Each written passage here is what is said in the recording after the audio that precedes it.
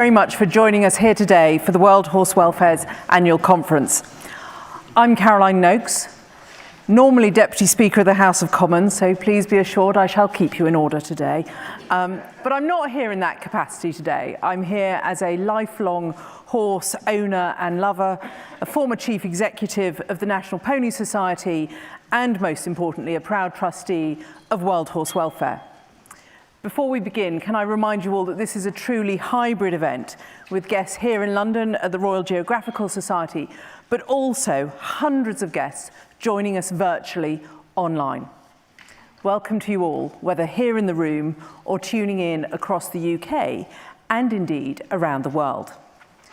We are also offering guests today the online opportunity to listen to today's event in Spanish or French. That is not via some dubious translation by me, but if you wish to follow in a different language, please follow the instructions at worldhorsewelfare.org. I must draw guests here today in the theatre attention to the security, health and safety arrangements. The current terror threat level is substantial, which is only 2 levels down from the highest, so something to take very seriously. We do have security precautions in place to keep everyone safe. Please, and I'm actually not committing this sin yet, but I will probably lose my jacket later, please make sure you wear your name badges so that we know you are meant to be here. You will all have heard the fire alarm a few moments ago, particularly shrill. So if it sounds again, that is likely to be the real thing, not a drill. None of us are going to miss the noise, are we?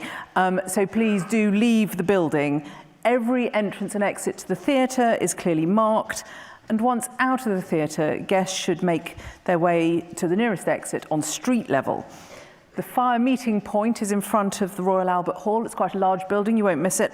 So everyone should make their way to this point and then follow further instructions. The charity does have fire marshals on hand to assist RGS staff and make sure you go in the right direction. Several members of RGS staff are fully first aid trained, so if a first aid emergency occurs, please inform reception immediately. There is a first aid room facing the cloakroom next door to the ladies' toilets. That's the security and safety brief covered, so on to today. Back to the event, and to make sure that both in-person and virtual guests are properly included and can participate in the discussion, we'll be taking questions from you here in the room and via Slido through the Q&A function. We will also have some polls for your entertainment and amusement on Slido, and you will have had the link in your email invitations. For those of you in the theatre today, please just raise your hand if you have a question, or you can use Slido on your mobile phone. Either a member of the team will come to you with a microphone, or I will be in charge of a tablet with the Slido questions available. You can log in through the QR code, which is the best way to do it. If you are logging in via the World Horse Welfare website, it requires a code which will be sent to you. I recommend the QR code as being the best way forward. And inevitably, because it's the 21st century and we must suffer it, the discussion will also be taking place on social media using the hashtag #ThroughTheHorse's I hope you will all join in and share, but for those of you in the theatre, please can you do so with your mobile phone on silent. So to get you warmed up, we're going to start with a Slido poll. If you haven't noticed in the papers, I certainly have, it's coming up next week, the budget. So we have a question for you about costs. You will need to click on the poll tab in Slido on the right-hand corner to answer. And poll number 1, the questions are, how much on average does it cost World Horse Welfare to rehabilitate a horse or pony? The answers: A, £5,109, B, £7,189, or C, £10,250. We're going to return to your answers later, but please do get going on Slido. During the morning break at around 11:30, those of you here in the room will be encouraged to visit the Education Centre, where we have an enormous canvas and a professional illustrator who will capture your thoughts on what you yourself or we in the horse sector would do differently once we have looked through the horse's eyes. Online guests will have a chance to feed into that too as well. Of course, and you'll have noticed it from the poll question, this event would not be possible without you in attendance, and we are very grateful for your support. And for those in the room today, I would like to draw your attention to the QR code within your printed programme and around the conference today to donate to World Horse Welfare's vital work. Please give generously. For those watching online, please visit worldhorsewelfare.org and donate via our website. Any amount you can give will be very gratefully received. Thank you. As you'll know, today we're exploring the theme through the horse's eyes. In other words, how do horses see and experience the world? My experience tells me that they do not necessarily see it perfectly logically. I always use the wheelie bin example. Any horse I've ever owned has been able to walk up the road past all the wheelie bins perfectly sensibly, but not down in the opposite direction. Obviously, the bins have acquired monsters in the meantime. But what is our understanding of why they see things differently? And that's why we're here today. So I'm going to introduce a short film to set the scene.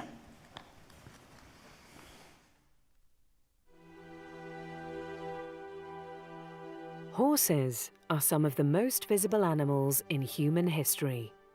In our fields, on our farms, and on our roads. In our cities, villages, and suburbs. All over the world, we see horses captured in paintings, sculpture, statues, and other works of art. And they are broadcast daily on film and TV and the internet, and from sporting arenas around the world. Horses give so much to our societies, and we can see horses everywhere. And they see us. But what do they perceive? How does a horse experience the world and the lives we create for them through their own eyes? We all like to think we understand our horses, that we know what they need, why they do what they do, or why they don't do what we want them to. That we understand their motivations and the way they think. We call this horsemanship, and it has served us humans well. But how much has it served the horse? In short, how much do we really know about horses? How often do we stop to see the world as they do, to feel what life is like for them? Or do we project our own thoughts, motivations, and feelings upon them? Do they feel fear, satisfaction, and joy? Do they get frustrated or bored? Is it important to them to make choices about what they eat, who their friends are, where they spend time? If they quietly tolerate what we do with them and to them, does this mean they are content or simply coping?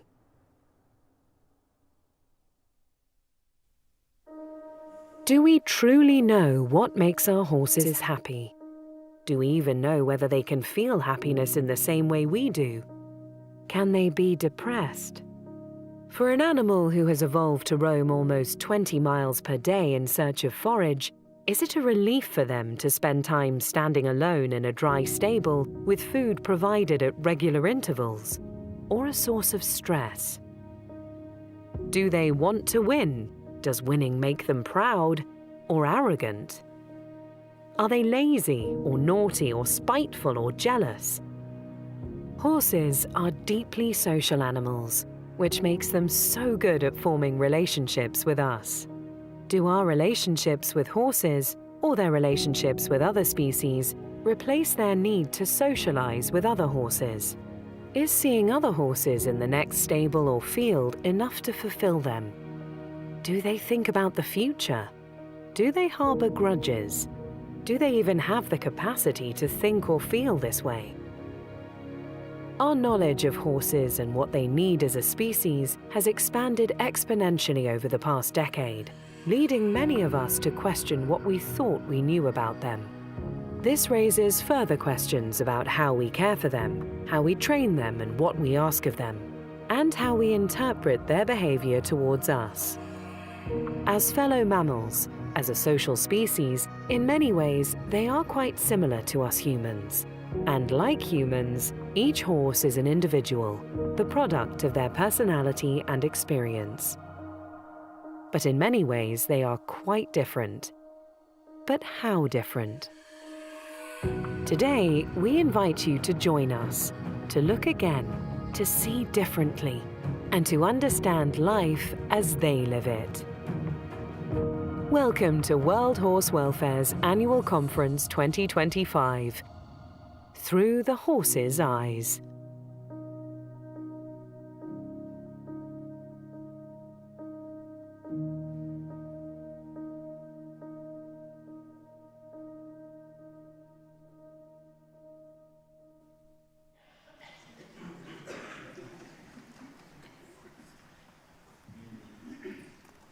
And I think Rowley already knows that I've put in a pitch to adopt that Shetland. So, can I introduce our first speaker today?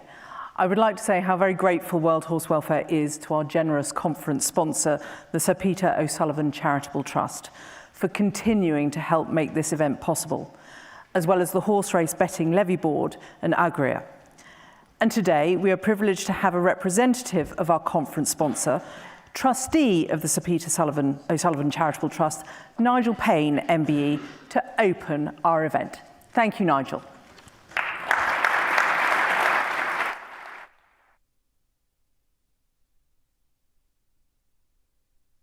Very much. Your Royal Highness, my lords, ladies and gentlemen, once again it's a great privilege to be here, and I thought the theme of this conference was particularly pertinent because I've personally seen and often thought about this whole question as I've seen horses, thoroughbreds in particular, in their role as therapists. Equine therapy has become quite big in this country, thank goodness. There are more and more practitioners all over the land. And I've literally experienced people, for example, who were non-verbal, who were unable to communicate with people in any shape or form, their lives being transformed through the eyes and through the tenderness of these beautiful creatures. So I do think this is a wonderful theme. I do also think that we must realize that horses are here forever. They have been here forever. I mean, I've never ridden a horse, but I adore horses. And I've seen them work miracles for people. And the Sir Peter O'Sullivan Trust is so proud to be associated with this leading equine conference. It's wonderful in every respect to see so many people here, and thank you very, very much for supporting it so well, and we shall continue to do so as long as we can. Thank you very much indeed.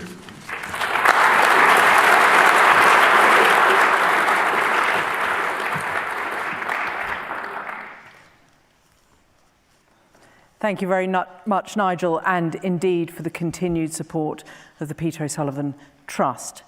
Now, the charity, as many of you will know, is active across the world, but specifically this morning we're going to have a message from the European Parliament about the work that we do in Europe.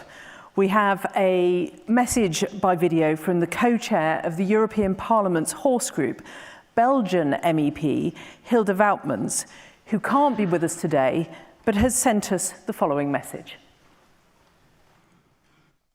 Dear friends and colleagues of the World Horse Welfare Conference, my name is Hilde Woutmans, member of the European Parliament from Belgium, and above all, a lifelong horse lover and rider. I really look forward to the World Horse Welfare Conference in London and to the impressive program you always put together. It is so important that you hold this event every year, because animal welfare, and especially horse welfare, truly matter. As a horse lover and rider myself, I care deeply about this. European citizens care about it, and the European Parliament cares about animal welfare too.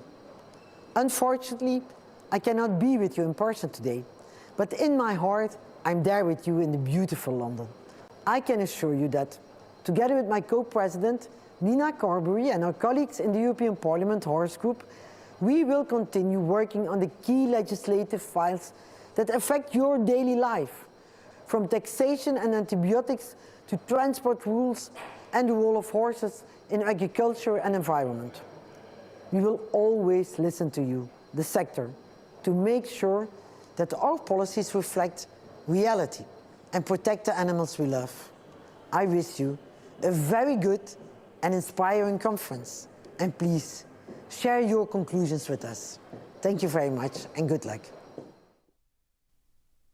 Thank you, Hilda, and I can say with some knowledge that actually what is imperative is that policymakers do listen to the sector and to those who are properly experts, as World Horse Welfare is. On which note, I have enormous pleasure to introduce the Chair of World Horse Welfare, Sam Bullard, to open the conference.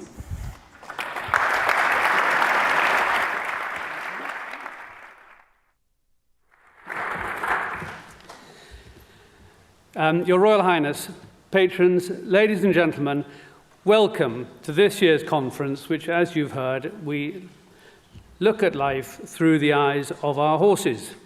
Thank you, Caroline, for that generous introduction and for agreeing to chair today's conference again and helping to negotiate us through this fascinating topic. As well as welcoming each of you here, both in person and online, I must thank our sponsors again. Nigel, thank you through the Sir Peter O'Sullivan Trust and to the Horse Race Betting Levy Board for their support, which makes today's event possible.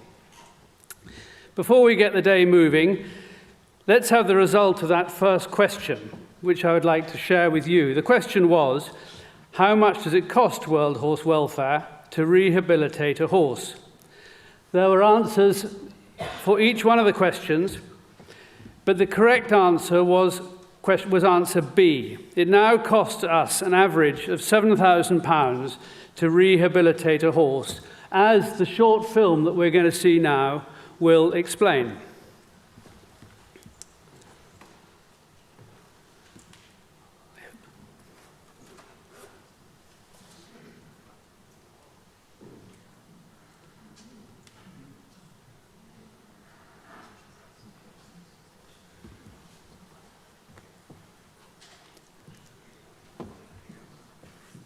Short film?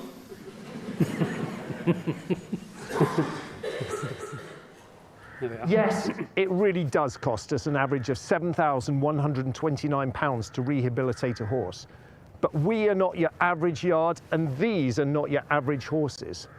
The horses come to us from all sorts of situations, but a rising number arrive from large, unhandled herds with complex needs.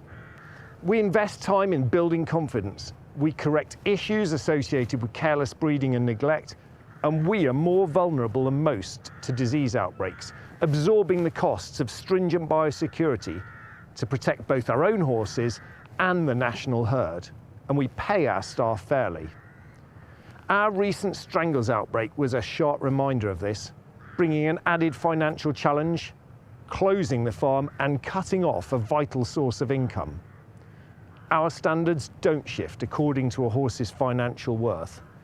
Every horse gets the best care, whether they're rehomed to compete, become a child's first pony, or enrich lives as a companion.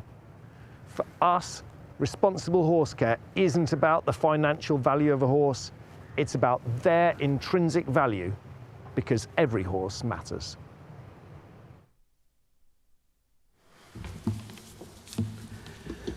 So, as Malcolm pointed out there, as far as the charity is concerned, every horse really does matter. And throughout our history, we have never deviated from that. But the costs are going up. Whether you're a welfare charity, a horse owner, or the wider equine sector, we are all under pressure to make ends meet. And the cost of our rehabilitation has risen from around £5,000 to £7,000 in just the last 5 years. This is clearly not the only aspect which is affected by the current economy. We can be sure that rising costs will in turn mean that there are more horses and ponies that are pushed into a poorer welfare sector. We have some wonderful speakers today who we're very grateful to, But from my perspective, having spent a lifetime in racing, many of us will have numerous examples where a competition horse has benefited from a change in circumstances.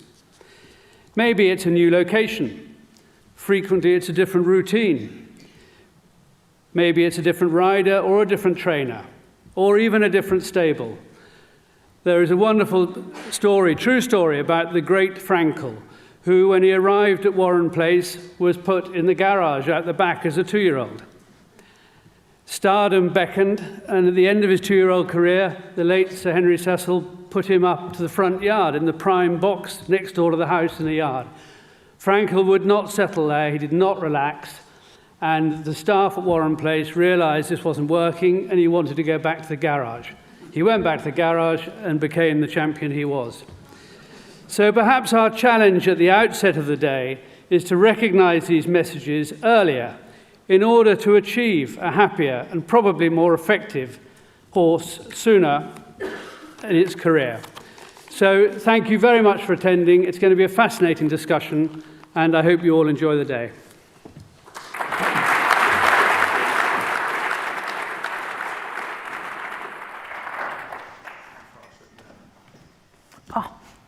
No, that's my iPad, not your phone, Nigel. We're having a small phone crisis up here. It will emerge. So I thought that was a fantastic story about Frankel. And just to share something very briefly with you, I always remember one of my daughter's show jumpers, Alice, used to alternate which stable she was prepared to stay in at night. And everybody cared that Alice was happy, and nobody cared that poor Custard, the little Connemara pony, wasn't hoofed out of his stable in order to make way for Alice when she fancied that one.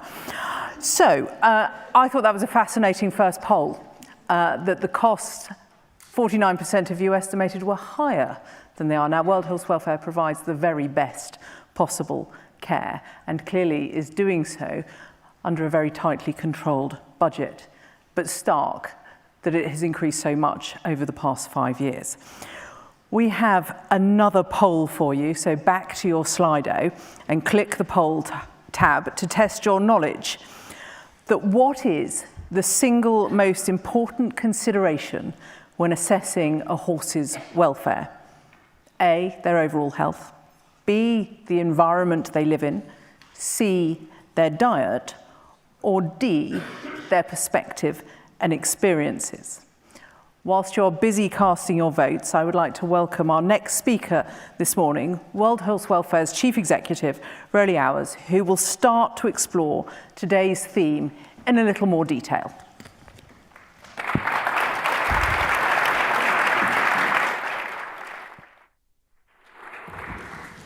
Caroline, thank you very much. I hate to disappoint you, but there's quite a few people that want to rehome Pam as it comes. Maybe Sam as well. Your Royal Highness.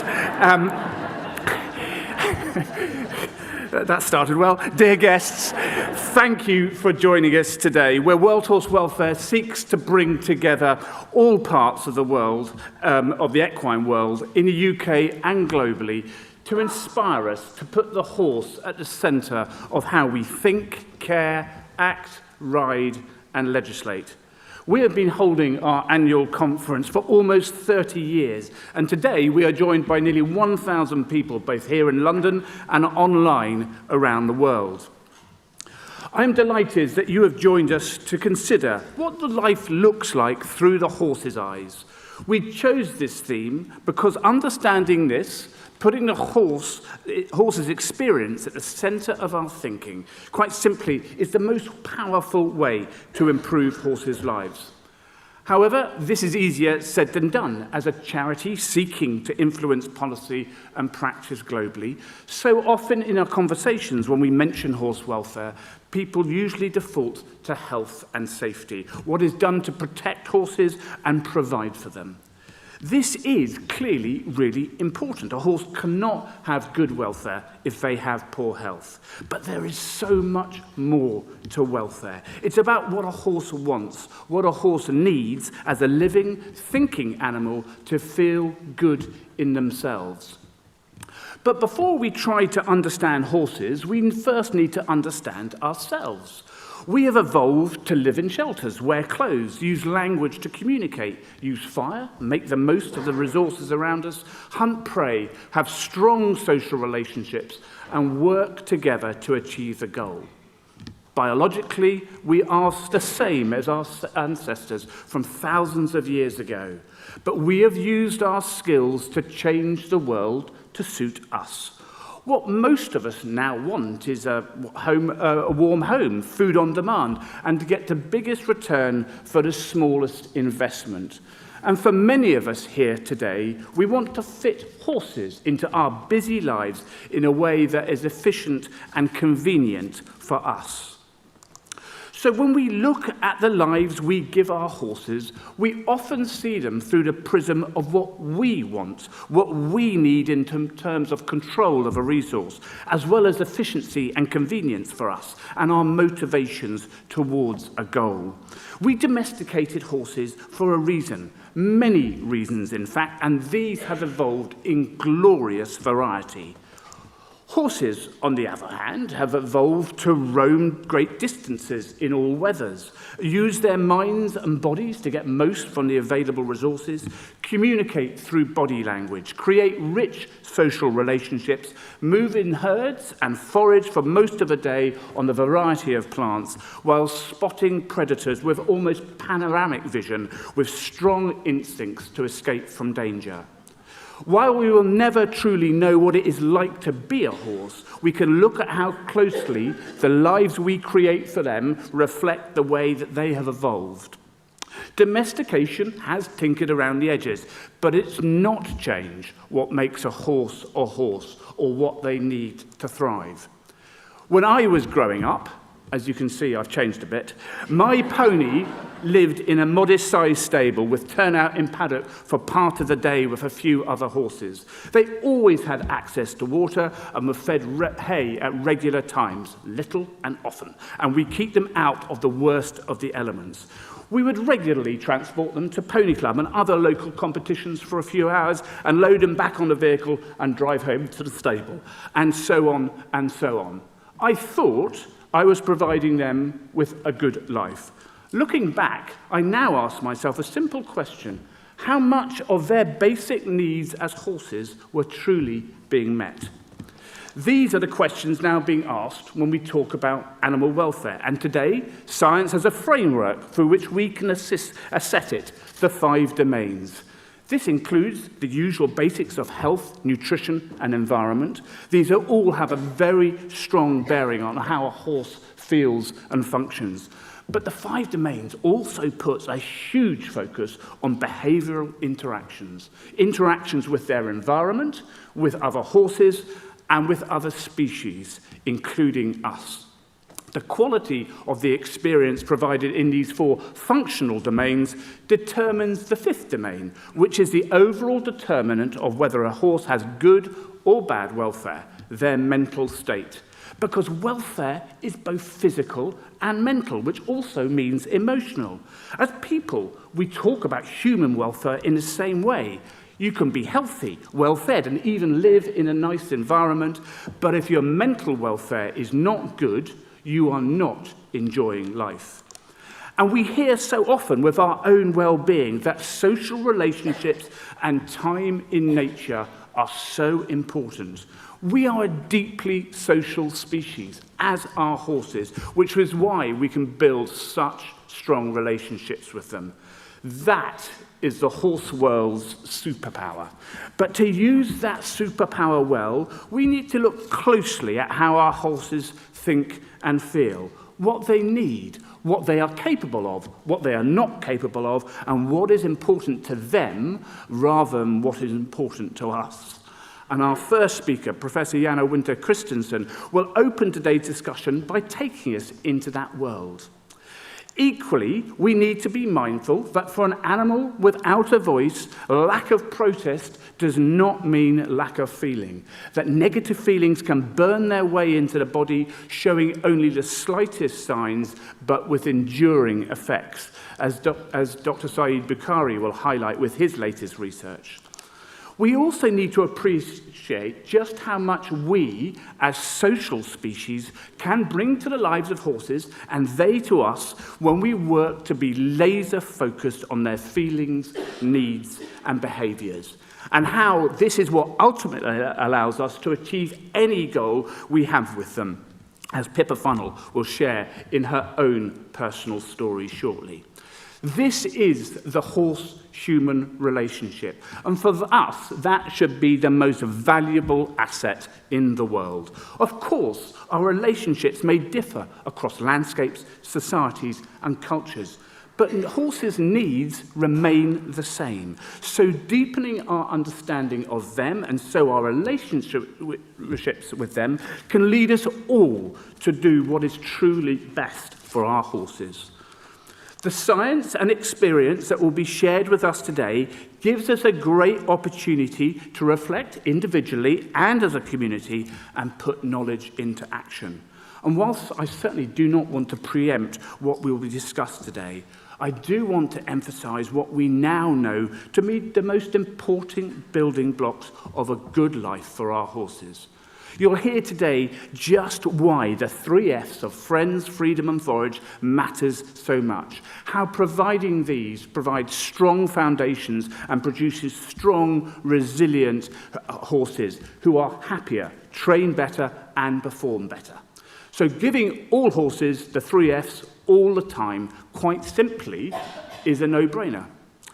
If only it were that simple. Some of us, many of us, are more restricted. Our whole infrastructure in the horse world has been built around the needs predominantly of people to be efficient, tidy, and more cost-effective. Zoos have a similar conundrum, and Rick Hester from the Cheyenne Mountain Zoo will speak today about how they address these challenges. Our yards do not have the paddock space. We are told stables cannot be altered, that turnout time must be rigorously regulated because so many other parts of the system rely on the established routine. Or our sport horses cannot eat much forage because they need to train or compete and it will only slow them down. Or they may get injured if we turn them out together. But this does not mean we don't have options. There are plenty of choices we can make, things we can do differently to provide more of the 3 F's. We just need to be a bit more creative, maybe shake up a bit of our routine, question our own systems, and work together on our yards, at our vet clinics, at our events, and in our paddocks. Vet nurse Sam Tibbetts will speak today about how she developed her equine rehabilitation clinic and livery yard completely around the needs of horses rather than humans, with inspiring results. So I really hope today will be a day where we can shift perspectives, be inspired, and above all, not be discouraged. After all, in nature, as with horses, almost all change is incremental, and small changes can have really big impacts. Think of how the world has changed around us. It is rarely because someone in the bath had a eureka moment. Most change happens as a result of someone, somewhere, pointing in a direction and taking one step at a time and bringing others along with them. Drawing to a close, I just wanted to stress that we do not believe that looking through the horse's eyes is a case of throwing the proverbial baby out with the bathwater. Much traditional knowledge about equine welfare is excellent, but some is not, or more likely has been superseded by new knowledge about anatomy, physiology, biomechanics, health, ethology, horses' emotional states, or a host of other topics. As we've highlighted in previous conferences, we need to strive to be progressive traditionalists, albeit in the apolitical sense. Equally, we are all learning, including all of us at World Horse Welfare, like everyone in this room. As we support and encourage our horses, we all need to support and encourage each other. Horse welfare sparks strong emotions, but blame, recriminations, virtue signalling, and assumptions about values and motivations never help horses. These arguments always generate more heat than light, and while it may fuel our all-too-human tribal instincts, we evolved the rational thought to realize that nobody wins here, least of all our horses. Just one more thought before handing over to our distinguished set of speakers and panelists to explore how we can look through the horse's eyes and put them at the center of our thinking. And that is about anthropomorphism. It really is a double-edged sword. At times, it's dangerous and leads us down the wrong path. But it also leads to empathy and can help us think about the needs of another living creature with a mind of their own. As fellow mammals and as deeply social species, I think we will learn today that we have a lot more in common than we once thought. And if we only make one change today, having learned what we will about horses, let's make it a commitment to ask ourselves how we would feel if someone was asking of us what we ask of them. Thank you so much for listening, and I hope you enjoy today's programme.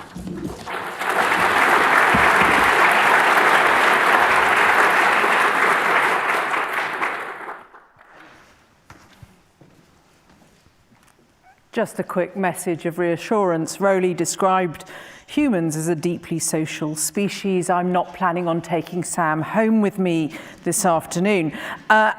And the 3 Fs, I did think, was a reference to the Home Secretary's slightly sweary outburst earlier this week. However, turning back to the result of our second poll to see what you all thought was the single most important consideration in assessing horse welfare. And there we have it. 53% of you were absolutely right that it's their perspective and experiences which matters most. So we're going to move on to a short film highlighting what World Horse Welfare has been doing to consider this at their excellent centres. The single most important consideration for us is the experience of the horses being rehabilitated at our farm. We've recently worked with an independent animal welfare consultant to implement the 5 domains model-based welfare assessment at yard level. This has been so valuable in identifying and recording all of the things the team already does so well to promote positive welfare, but also allowed us to critically appraise our approaches. We've recently been subjected to unprecedented flooding here in Somerset, which has only impacted the team and the day-to-day running of the farm, but the horses here too. By evaluating the horses' environment as part of the assessment, we've been able to come up with a plan to not only minimise the risk of flooding through measures such as planting trees and hedges, but also to consider how we can enrich the horses' environments at the same time. We've really benefited from the process, and we hope that other yards will benefit in the future. And for those of you who have never visited any of our brilliant centres, can I recommend the open days to you, and how much I know trustees, me included, have all learnt by visiting places like Glenda Spooner Farm and talking to the brilliant Claire. So that's the perfect lead-in to our next speaker. We really are spoilt here today to have Jana Winter Christensen, a world-class scientist who is Associate Professor in Ethology at the Department of Animal and Veterinary Sciences at Aarhus University in Denmark. She has extensive knowledge in horse welfare, including horse behaviour and stress biology in horses, as well as human-animal interactions. Thank you, Jana.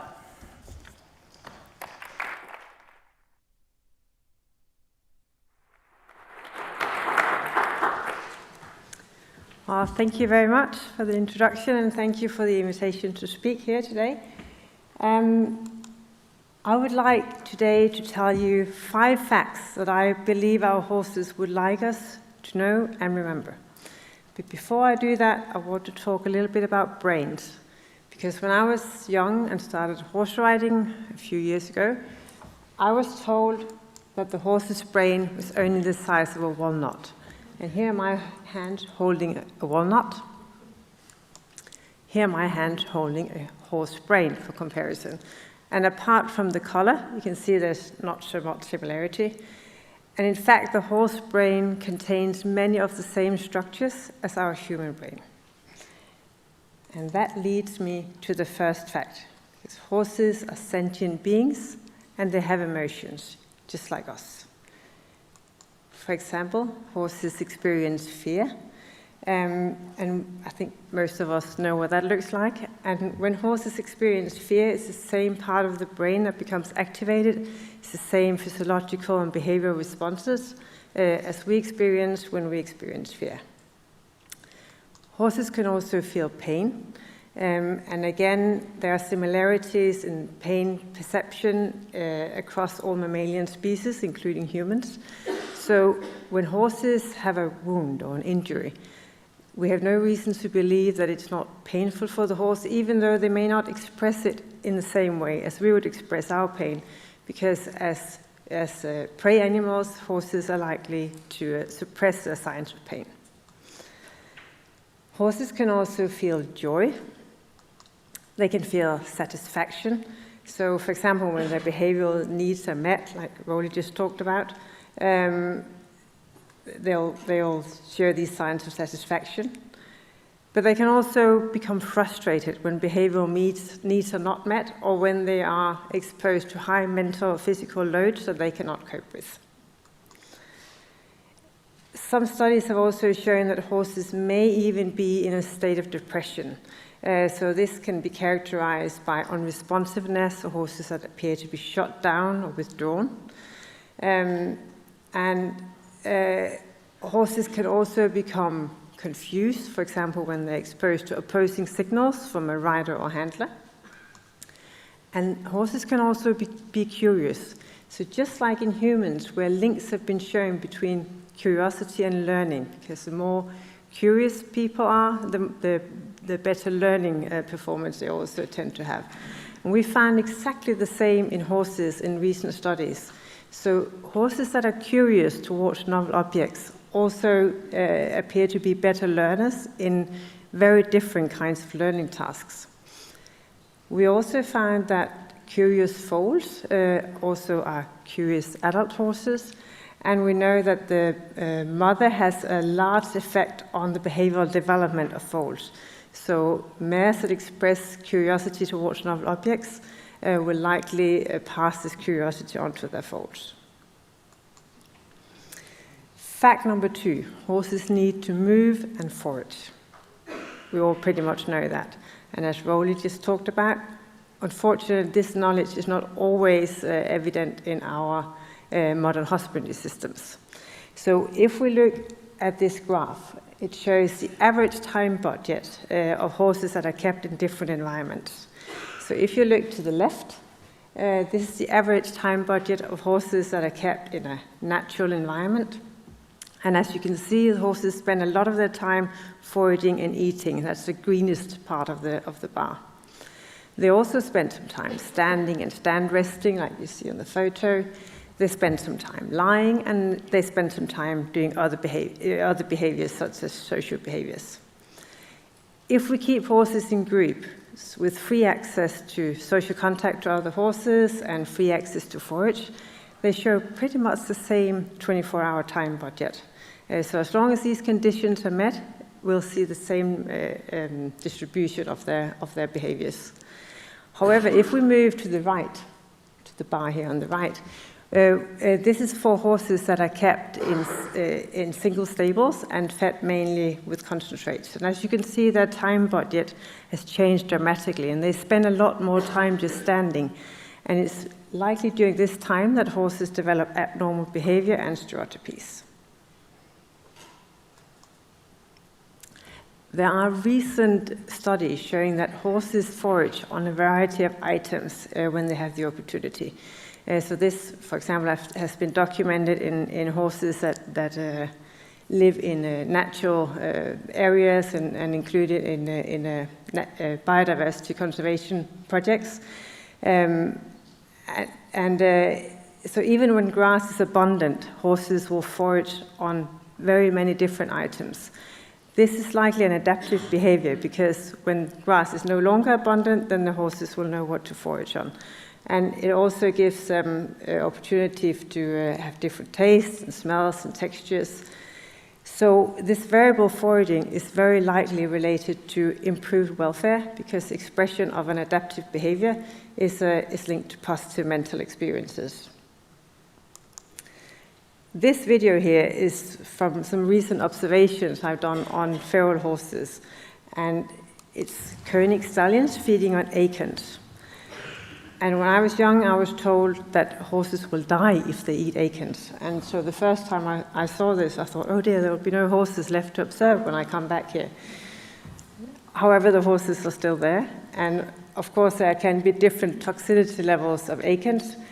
But it's also very likely that horses that have access to different types of forage, they are better able to control their intake and will not eat too much of a certain food item. So even when we do give our horses access to pasture, they are very often pastured in grass deserts like this, whereas it's much more natural for a horse to forage in areas like this one you see on the right-hand side with a much richer biodiversity. So I think we can do both benefit for the welfare of our horses and also for our environment if we try to increase the biodiversity in the areas where our horses are pastured. Fact number 3, horses need social contact. The photos here are from my early studies on other equid species, and I've always been amazed to see how similar they are in their social behavior. So even though we have selected our horses for performance traits and selected them to look differently, they still show exactly the same social behavior as their wild relatives. Studies have shown that horses will work for access to social contact. So if they are stable without physical access to other horses, they will press 40 times on a lever just to get access to 3 minutes of social contact with another horse. It's also been shown that horses will show rebound behavior if they have been prevented from social contact with other horses for a period of time, meaning that they then show much more social behavior than they would have done if they had not been prevented from social contact. And it has also been shown that lack of social contact is linked to stress and development of stereotypies. And these 3 conditions are what characterizes a behavioral need. So social contact is not just a nice to have, it's a need to have. So to fact number 4, horses communicate their emotions. We're just not always so good at listening to what they're actually saying to us. This video here will show a horse that finds this contact pleasant. So you can see the horse here is having a bit of an itch.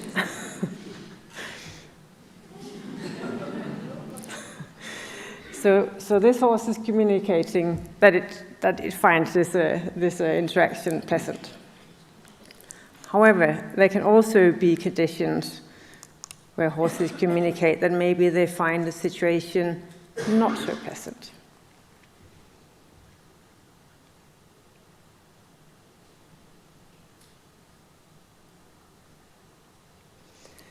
So this pony here is expressing discomfort. And please do not think poorly of this rider because he's a volunteer in a research project. But this pony, it may respond like this either because it finds the saddle itself unpleasant, or because it has associated having the saddle attached with what's going to happen afterwards. So it may have experienced some unpleasantness during the riding situation.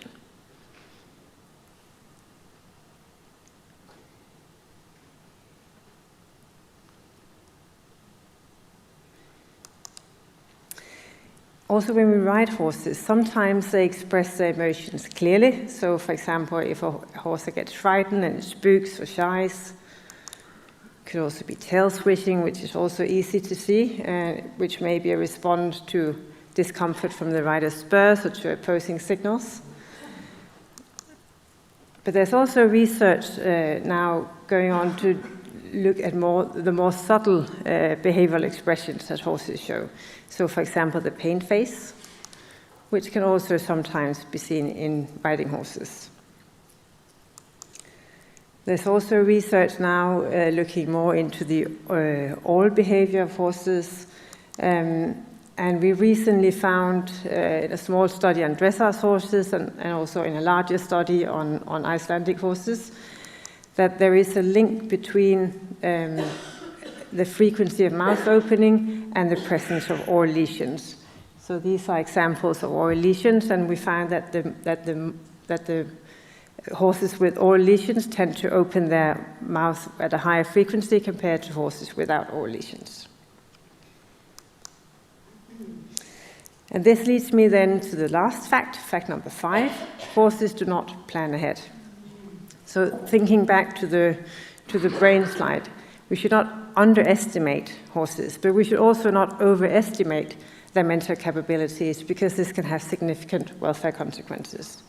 So if we use phrases such as, he's just being naughty about the riding school pony we just saw, he always wants to test his rider, he knows what he did wrong, he knows better, he's lazy, or he's stubborn, then we put the blame on the horse, and putting the blame on the horse will justify punishment.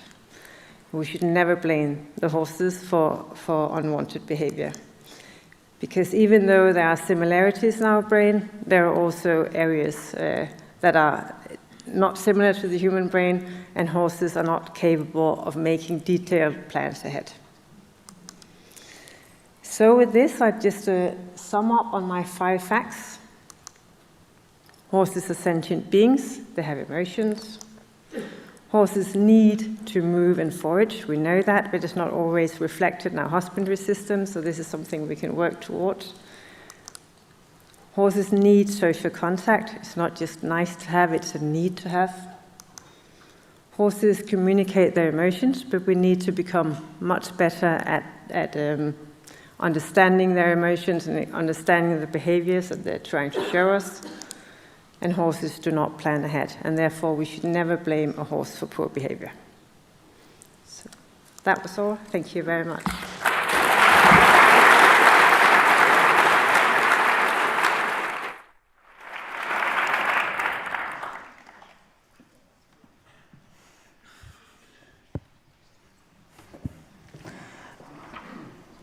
Thank you, Jana. Gosh, that was a lot to take in, and already had Richard and I having a discussion at the front as to whether our beautifully mown green paddocks were in fact what our horses were looking for. I'm treating that with some joy and will certainly be not quite so rigorous in making sure everything's mown next summer. Please do think of any questions that Jana's incredibly thought-provoking presentation has given you. You can either put them on Slido now through the Q&A function, or you can keep them in your head, and we will have roving microphones during the panel to be able to take your questions from you then.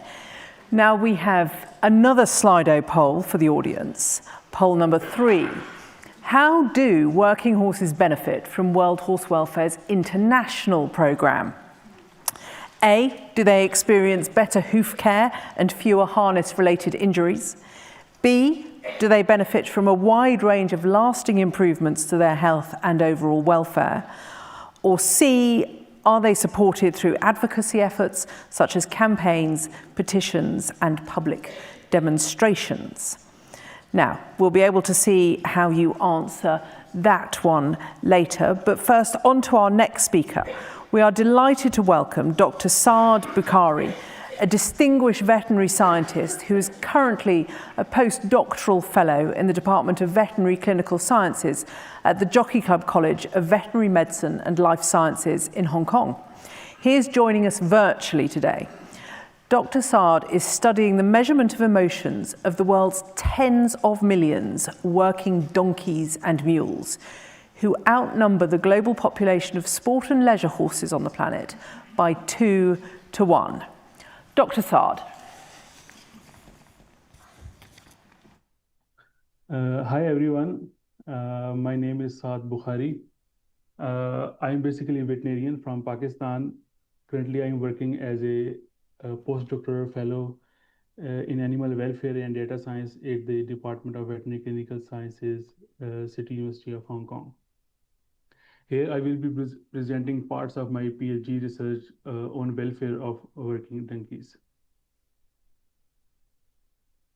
Working donkeys have played a crucial role in the development of human civilization and have played a very important role in supporting some of the poorest communities in the world.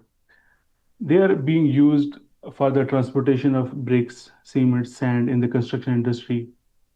They are also being used for the transportation of forges, fodder in the agriculture industry in various parts of the world. Globally, there are around 50 million donkeys supporting around 600 million people in low and middle income countries, especially.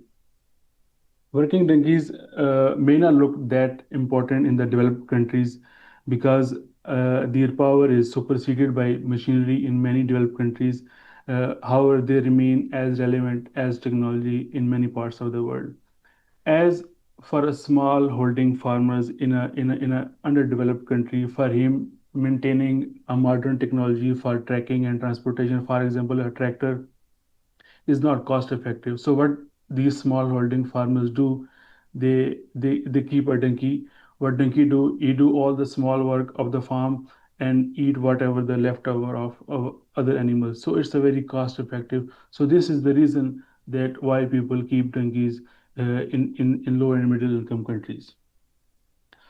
However, when donkeys do all these transportation, load carrying, and pulling work, the one of the most important welfare issue that arises is overloading and excessive work.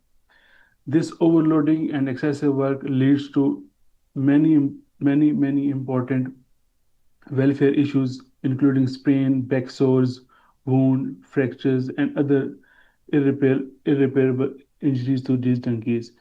So when we overload these donkeys, like put a lot of load on the back of the animal or make donkey track pull a lot of higher load, so donkeys do show some behavior. They show behaviors such as reluctance to move forward, tail leashing, constant movement of head with ears back, and lameness. We have certain guidelines for horses. For example, in the United Kingdoms, the guidelines say that horse should not carry more than 10% of its body weight. In US, they say that horse should not carry 20% of their body weight. In Japan, for various horse breeds, there are different guidelines from 29 to 43% of their body weight. However, for donkeys, there is no evidence-based research like horses, like how much donkey can carry or how much we can put so that their welfare should not compromise. However, we have a guideline from Donkey Sanctuary in the United Kingdom saying that a donkey in the UK should not carry more than 28% of its body weight. And a study published from the India says that a donkey can safely carry up to 50% of their body weight. So with all the background literature, we have done a survey in Pakistan, uh, which basically showed us that there are around 87% of donkeys who are carrying more than 50% of their body weight. So the guideline, the highest body weight suggested by the Indian study saying that a donkey can carry up to 50% of its body weight.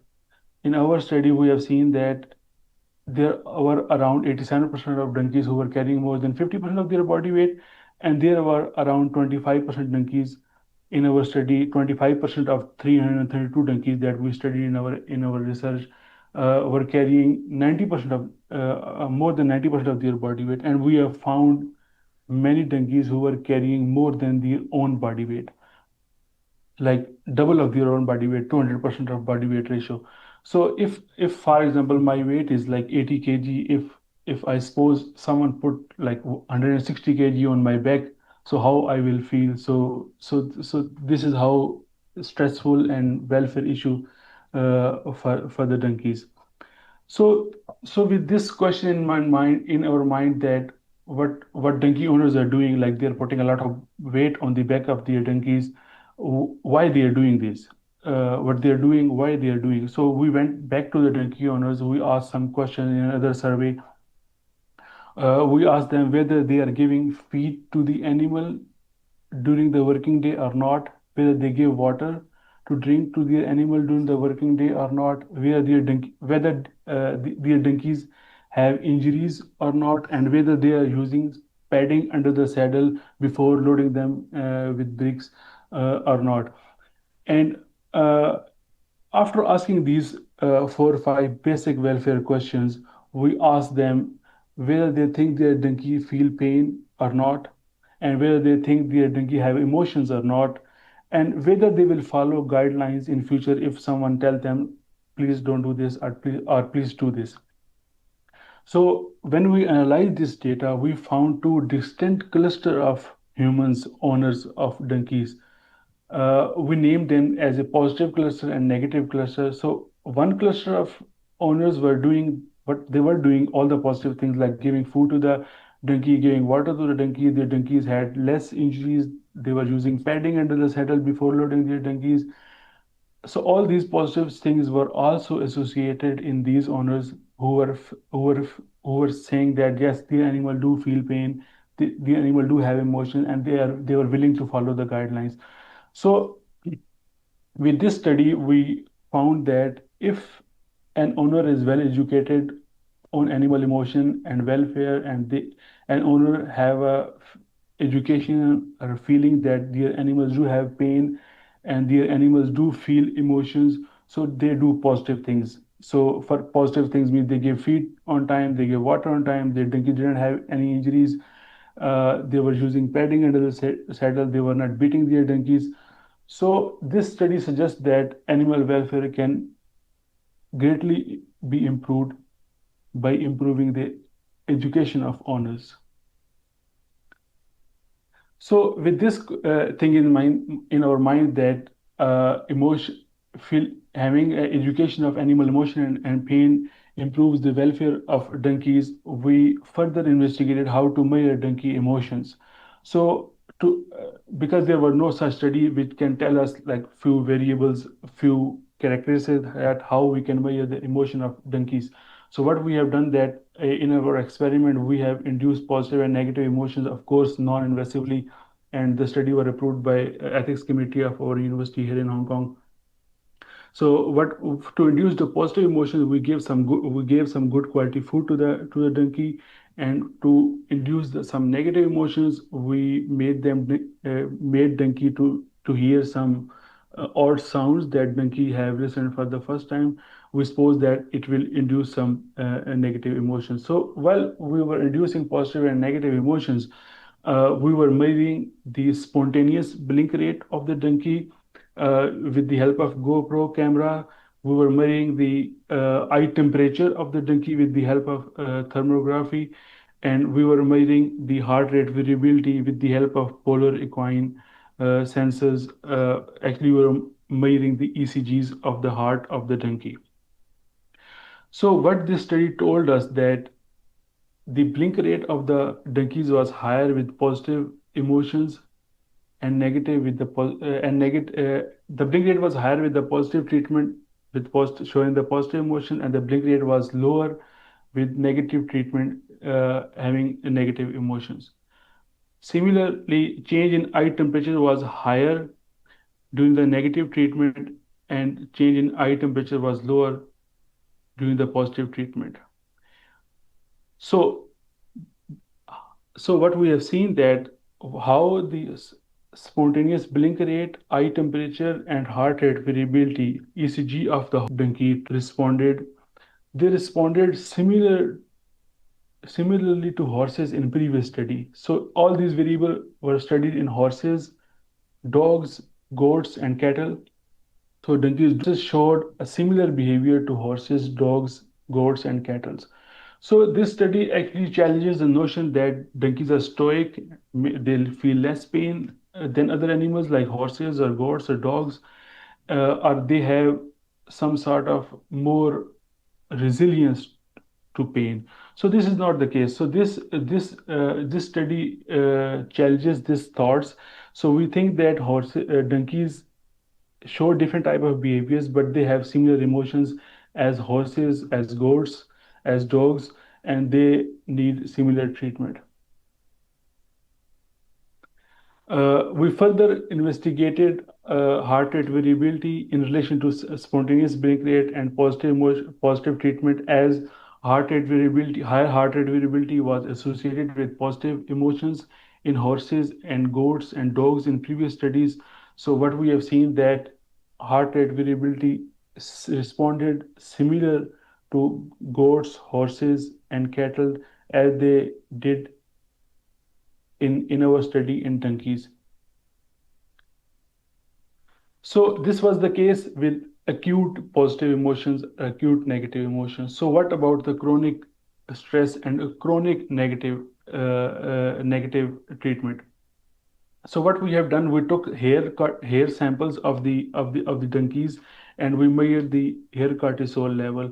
And when we related this hair cortisol level with the weight that animals were carrying during the past 6 months, and whether donkeys were being beaten during the work by their owners or not, what we have seen that donkeys who were beaten by their owners during the working day, and the donkeys who were carrying the higher load during the working days had higher hair cortisol level stored in their hair during the past 6 months. So we have seen that the hair cortisol actually tell us that what actually the donkey was feeling, or what the actually donkey was bearing during the past 6 months. So this is again a measure that was similar to other animals like cattle, like goats, and like horses. So the key takeaway from our research and from this presentation is this, that donkeys are not stoic. They have same feelings as other animals. They feel pain, they have emotions, and they express their emotions similar to horses. As when researchers elicit positive emotions, the way the horse heart responded similar, in the same way the donkey heart responded to positive treatment in our study. And the second key takeaway from this talk and from my PhD was this, that if we want to increase enhance the welfare of donkeys on the ground, we need to educate animal owners. So once the education of animal owners, donkey handlers will increase, they will have the feeling that yes, animal have the feeling of pain, they have emotions, like us humans. Like if we carry a lot of weight on our back, of course we will not feel it good. So when the animal owners will think that yes, their donkey have emotions, they will treat their donkeys in a better way. Like in one of our research, they gave feed to the animal on time, they gave water to the animal on time. Their donkeys were having less injuries because they were loading their donkeys with lower amount of weight. So these were the two basic key takeaways from my PhD research. And thank you all for listening to me and this talk.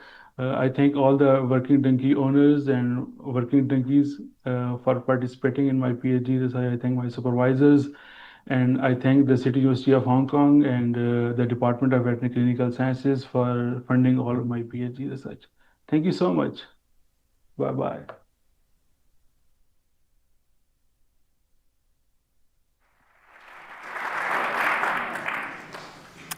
And who would have thought that blinking donkeys could tell us quite so much?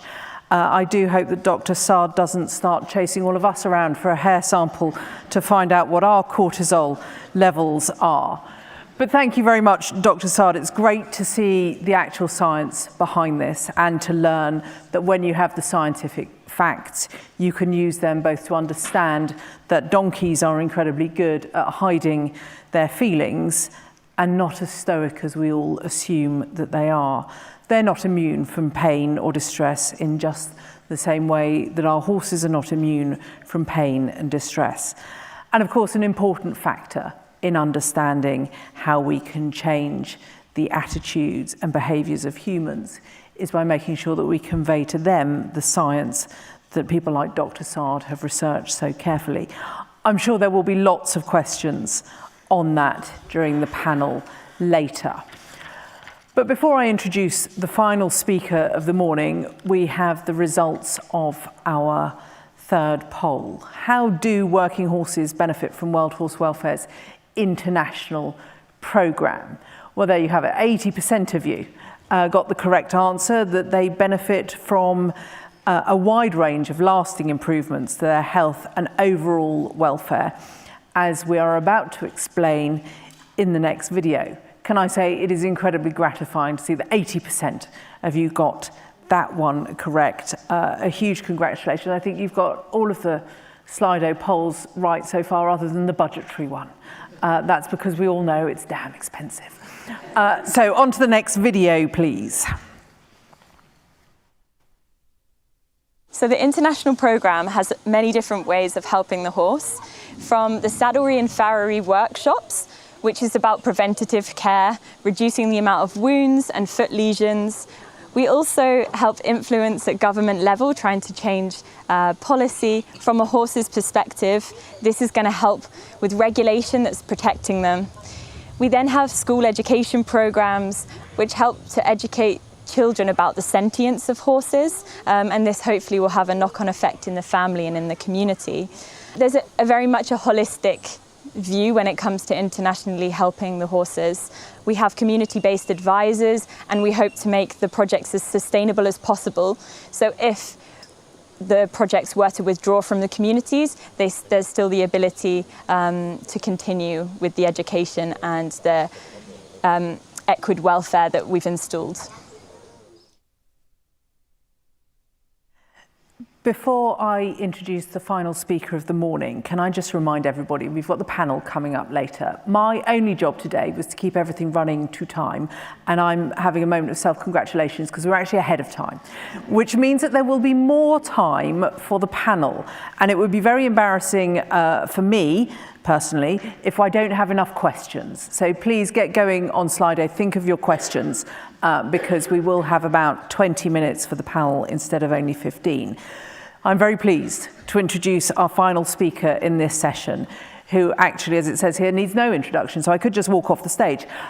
Pippa Funnell is an absolute legend of the sport of eventing, a 3 times Olympic medalist. She's actually cringing in the front row now as I go through this, and the first ever holder of the Rolex Grand Slam. Known for her love of her horses and sympathetic approach to training, Pippa is going to tell us how her personal story of how she herself has evolved her approach by looking through the horse's eyes. Welcome, Pippa.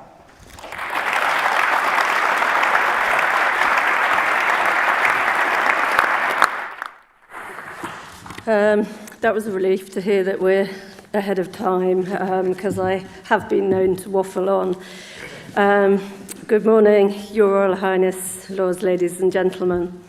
Firstly, I'd just like to say it has been a huge honour for me to have been a trustee for World Horse Welfare, and more recently one of their patrons. I'm incredibly proud and very grateful for the amazing work that the charity does both at home and throughout the world. When Rowley asked me to do this presentation through the eyes of the horse, I agreed fairly quickly, because I feel throughout my career I have tried my absolute utmost to see things through the horse's eyes. They suffer nerves like we do. They need their hands holding with sympathetic riding and sympathetic handling. If I'm being really honest, I could do with someone holding my hand right now. And I did see Yogi was here, so maybe Yogi, if I get stuck, will you help me out? This is quite the most nerve-wracking thing for me, and I can assure you I'd rather be facing up to one of those 5-star 3-day events. For me, it all began, I was one of those mad keen, pony-loving girls. I absolutely adored ponies, horses, and I also can't forget my doggies.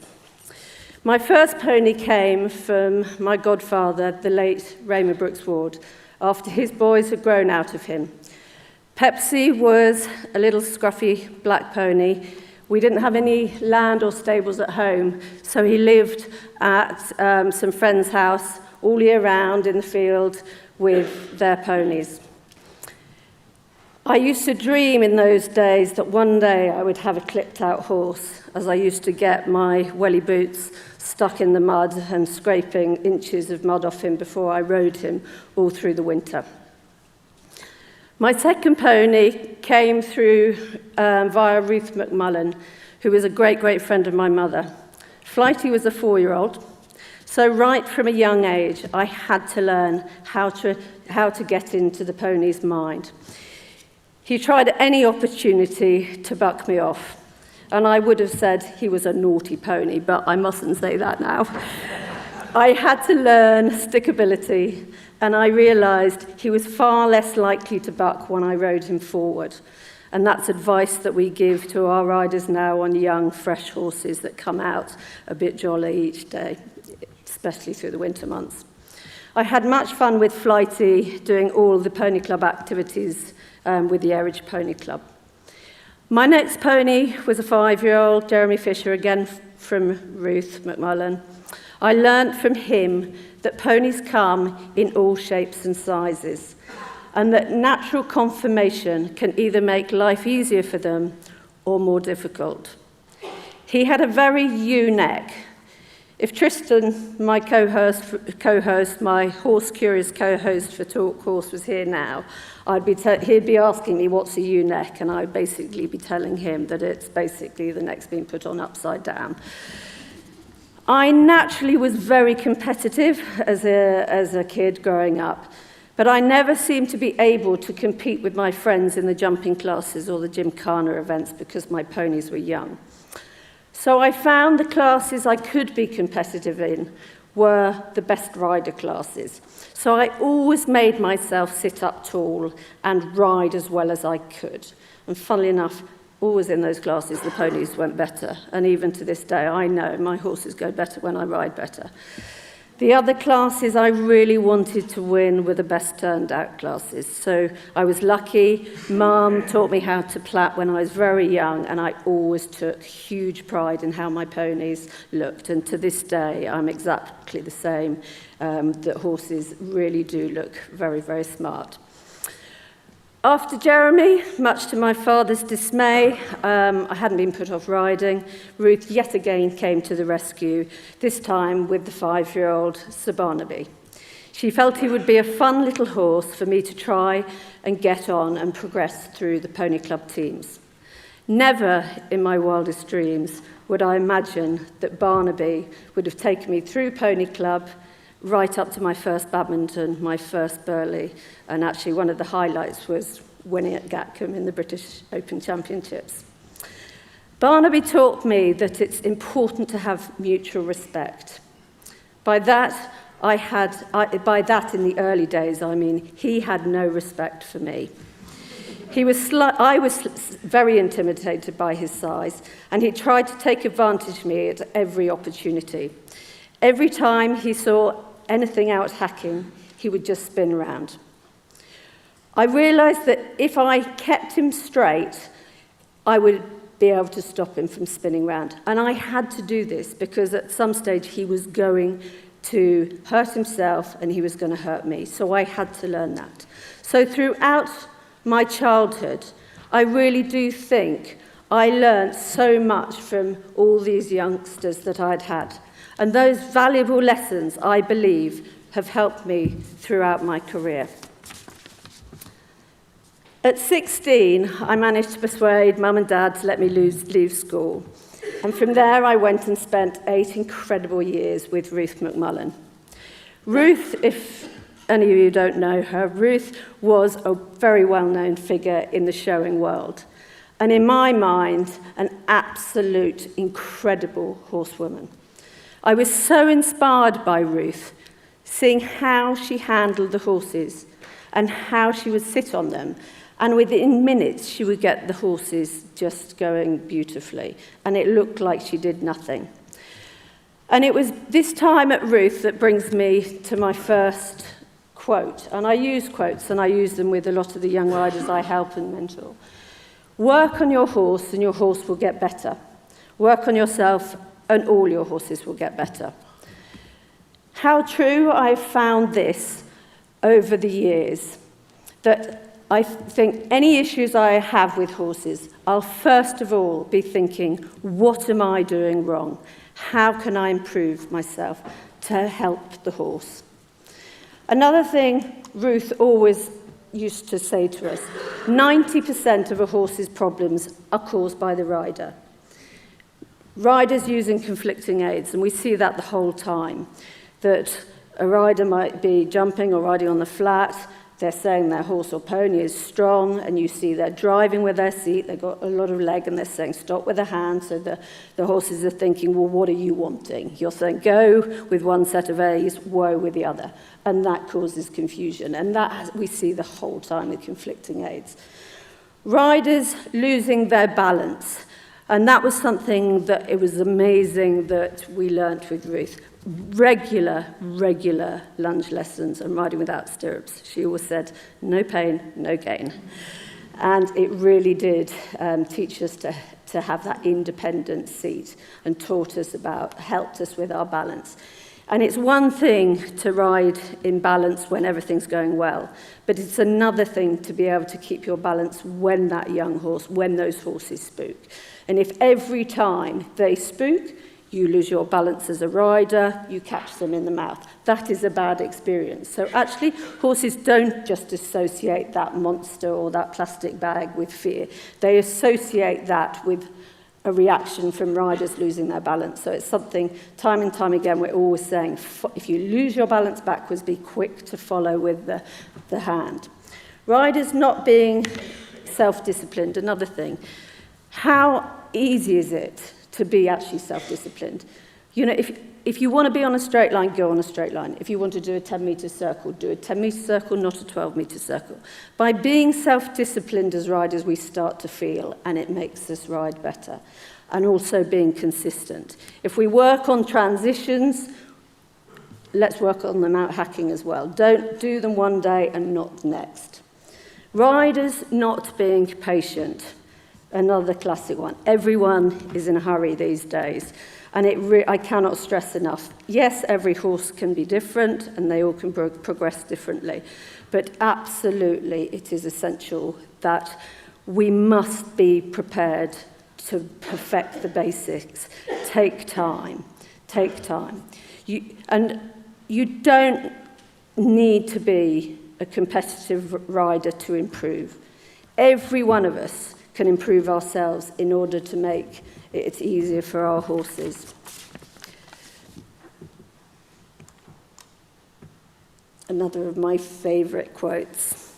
Trust takes years to build, seconds to break, and forever to repair. I learnt this, Jeremy Fisher, the 5-year-old pony I had in my younger days. I used to work away my upside-down neck pony, and one day I did actually lose my patience with him. And I learnt that from a young age, and I set him back many, many weeks. And not only that, I went to bed that night. I probably would have been 12 years old, and I never slept because I felt so bad about it, and I thought, my pony does not understand the word, I'm sorry. So I really did, and I've stuck by that. At the Billy Stud, we're producing young horses every day. We have to build that trust up. One has to look, what we have to remember, we have to look through those horses' eyes. They all think very differently, and we have to treat them as individuals. To build that trust, we have to make sure the first time for everything is as stress-free as possible. And there are some situations that are stressful for horses. And we see it our youngsters, they're all out in herds. So the first time they are separated from their herd, it is stressful for them. But it is amazing, we try to keep it as stress-free as possible, but it is amazing how quickly they adapt. And it is unbelievable how quickly we see their trust and confidence grow. And as I say, I've got a great video here just demonstrating that it has to be a good experience. And the video is actually of a few months ago. I wanted to just explain, this is how we deal with the approach. It has to be a good experience for a young horse. So this is young horses seeing water for the first time. They're not event horses. They're going to hopefully jump. But we do everything to avoid confrontation. How can we expect a young horse to go into water for the very first time when they could be thinking it's 20 foot deep, there might be crocodiles? So we actually always try and have a lead horse. They're herd animals, they will be guided by that lead horse that will give them confidence. And we stand by everything, we do everything to avoid confrontation. And you can see with these horses that one by one, we don't do them all together. I'm actually on the ground this time, but I'm allowing them to drop their heads, look, take time. If the rider was quick and aggressively kicked, the horses would straight away worry. So we allow them to just take time to assess it so that they're really comfortable with that first experience. And that is absolutely vital, because have a bad experience, you can hear me shouting in the background saying, keep the horses moving. And you can see all three of these horses had never seen water before, and this is how we deal with it with a ditch, whether we go out hacking, they're led by a horse with experience. Because, as I said, that bad experience at the beginning can affect them for a very long time. And as I said, these are actually jumpers, but for us it's part of their education. There might be, if they go to a show, there might be a deluge of rain and a puddle, and why do we want to get ourselves into a situation we can't get them into the ring? So we confront all these things in a very sympathetic way, and we do really take our time over it. Sorry. Must have get carried away and start waffling. If you want a good friend, you need to be a good friend. So trust to me is built up by confidence, mutual respect for each other, empathy, and for me, above all, friendship. And I absolutely love this quote, both for humans and for the horses. It's one of my favourite quotes, and I've used it in my children's books.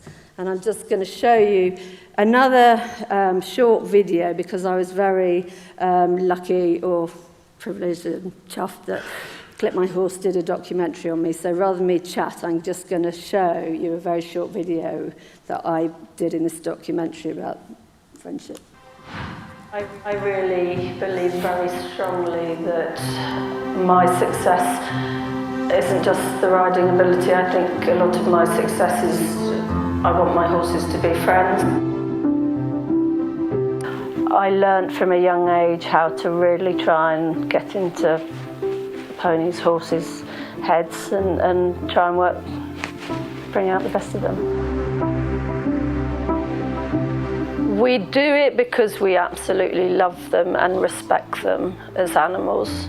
And we want to work together in harmony as friends. And I've got a huge amount to learn, but what I do is do my utmost to do right by the horses.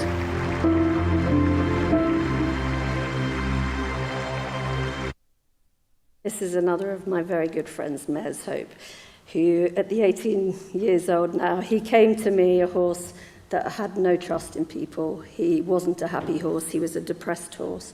And he became, from confidence, through trust, confidence, he became one of my top cross-country horses ever. And at 18, he's now looking after one of my Japanese young riders, helped him, and Mares Hope's still loving life. And as William said, I've got an old people's home, basically, for horses. Succeeding is about holding your hands up. This isn't just about winning. This is about also, I had many years where I had been lucky I'd won at the top level at Bramham Blenheim, and the natural progression was wanting to go to badminton. That was what I wanted to do. That was the next step up. And in the 90s, time and time again, I would put my hand up. The horses would stop early on in the course. I'd put my hand up and walk off the course. And actually, looking back on it, it was absolutely the right thing to do. I never was one that was going to force my horses round. So I really think that's something I look back on and learnt and realised that actually a lot of horses, they're not all cut out for that level. So I learnt a lot from that, and I regrouped, and then I was very lucky and had Bits and Pieces who stormed around badminton. And along with Bits and Pieces, I then had the great Supreme Rock and Primrose Pride. And I had amazing years with them, and they were very special, culminating in obviously winning the Rolex Grand Slam, thanks to my great friend Zara for having that fence down, which gave me that life-changing amount of money. But it wasn't, the more I thought about it, I thought, how am I going to carry on? I've had the best year ever. But it wasn't about the winning. It was more about working with these wonderful, wonderful animals. And this is another quote from the great Marcus Enning. It wasn't, for me, my biggest motivation is not the big shows. It's not the winning. My biggest motivation is the relationship with my horses. And it really touched me when I saw that quote, because to me, I felt that was me. And I know I'm running over time, and I really apologise, and I hope you get the train. But I would just play one last video, because to me, this sums up how I very much think, and I want other people to think like I think and have the pleasure in what I've had over the years with the horses. So badminton was always the big dream. One day I just love to ride a badminton.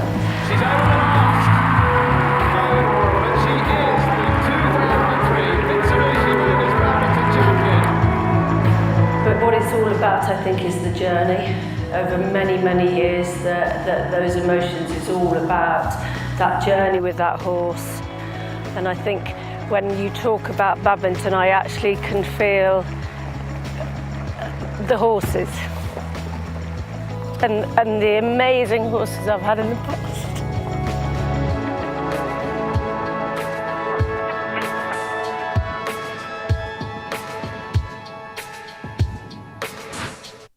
Thank you for listening.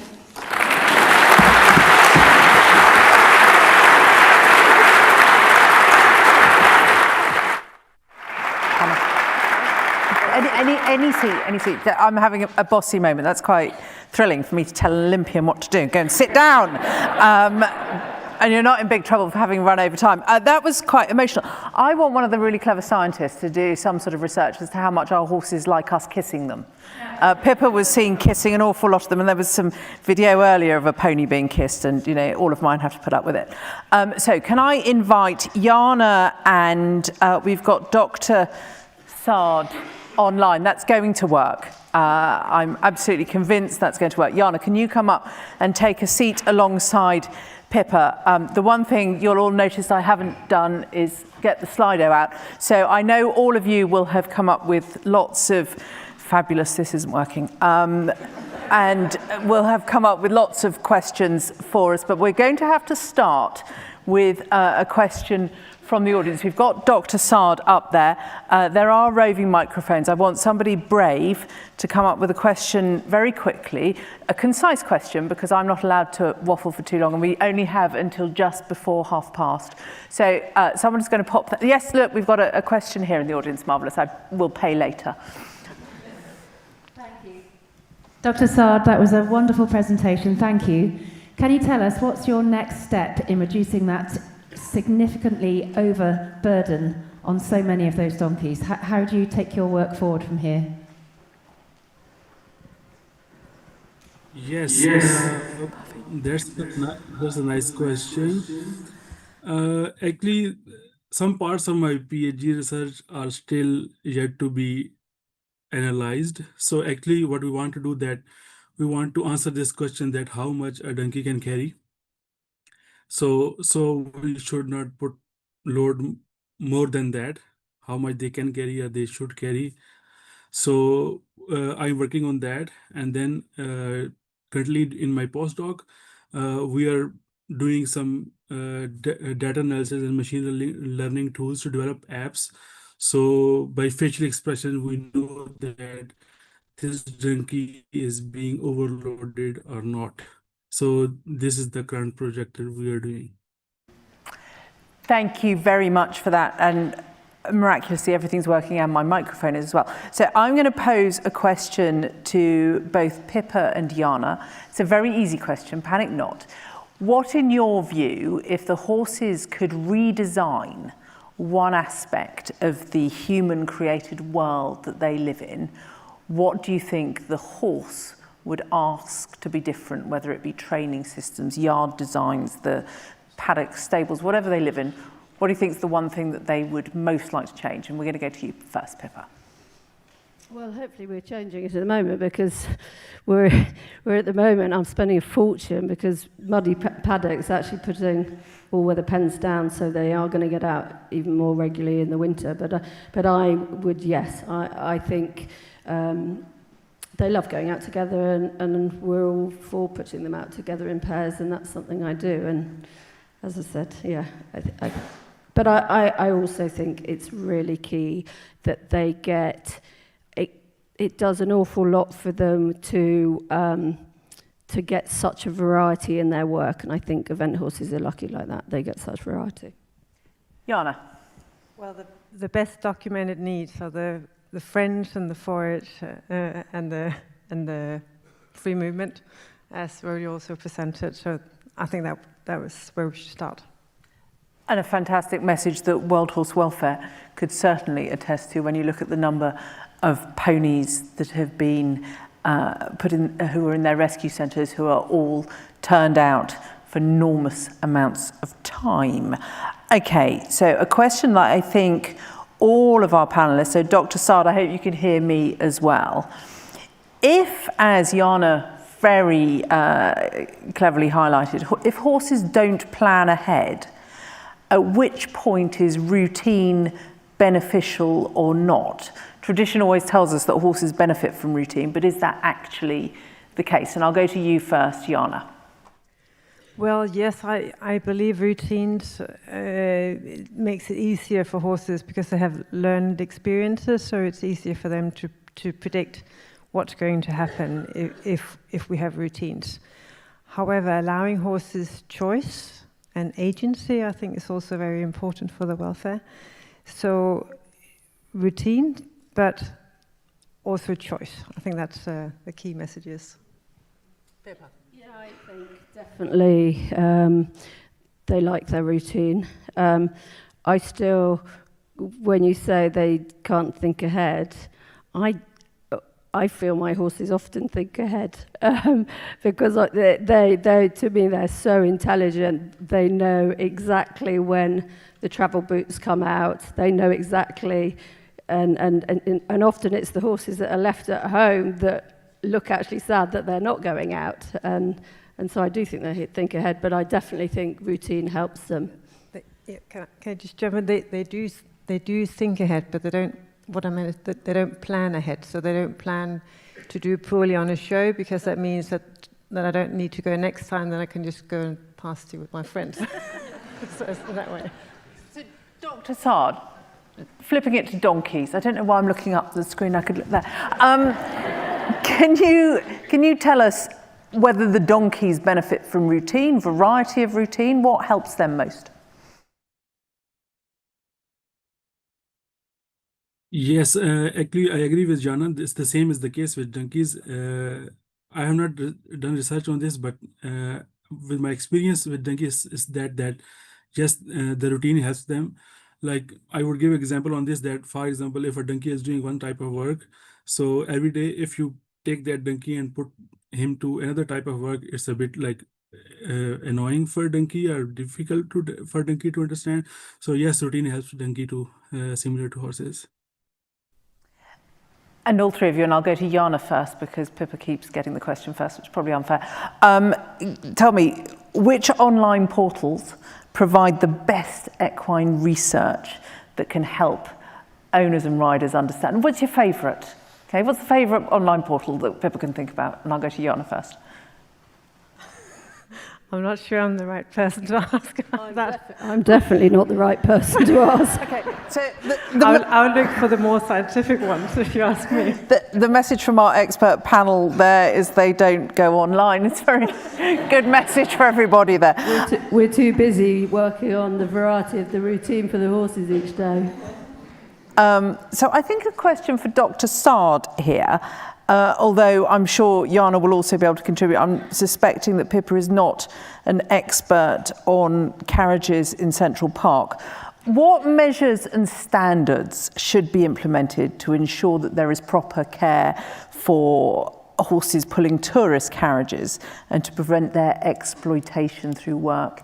And I think relating also, Dr. Sard, you made the very important point about the weight donkeys should carry, can carry. Should there be weight limits imposed on tourist carriages? Yes, yes, the weight limits should be present for every animal, for horses, for donkeys. So as we humans have limits, so animals have limits too. So like we should not put animals to work more than their capacity.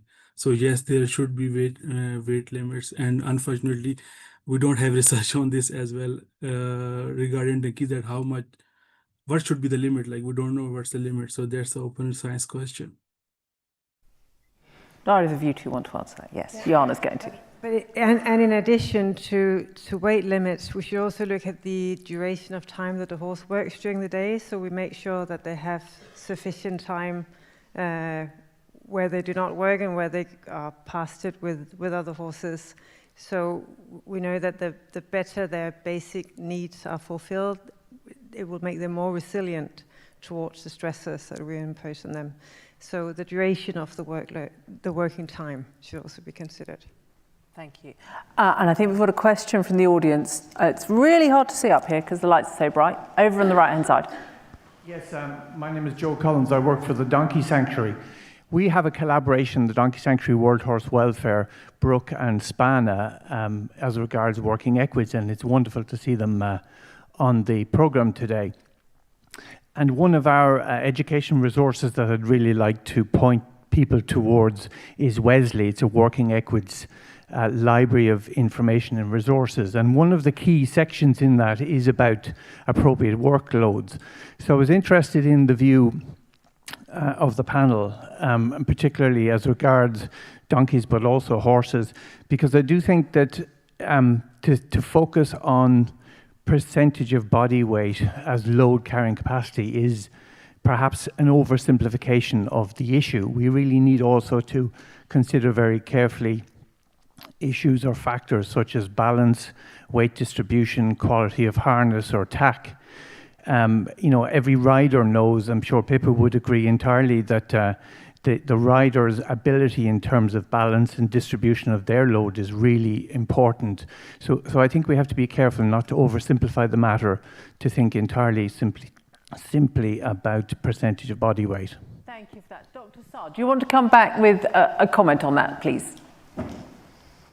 Yes, I agree with the question. Yes, the percentage body weight matters only if the load is balanced on the back of the animal, and yes, and if the harness is in a good condition. If the harness is not in a good condition, we have, like in the field, we have seen that some donkey harnesses have like open nails in it. So if we have some open nail that is piercing the skin of the donkey, with that even 1 kg is more. So yes, if the harness is in a good condition, animal is in a good condition, and load is balanced, and in that case, percentage body weight ratio matters. So in my research, PhD research, we use this percentage body weight ratio in these conditions, and plus we got this percentage or body weight ratio variable from previous research on horses. And yeah, I've seen some of the Jana's research on horses as well regarding this. Thank you. Now, I think we've got time for 2 more questions. I'm going to go to one from Slido, but if there's anybody in the audience, I can see some hands go up over there. So the quick question from Slido, and this is one for Jana. You spoke about both overestimation of equids' minds, plotting to misbehave, is how this person's described it, and underestimation. What is the area that you think humans most underestimate?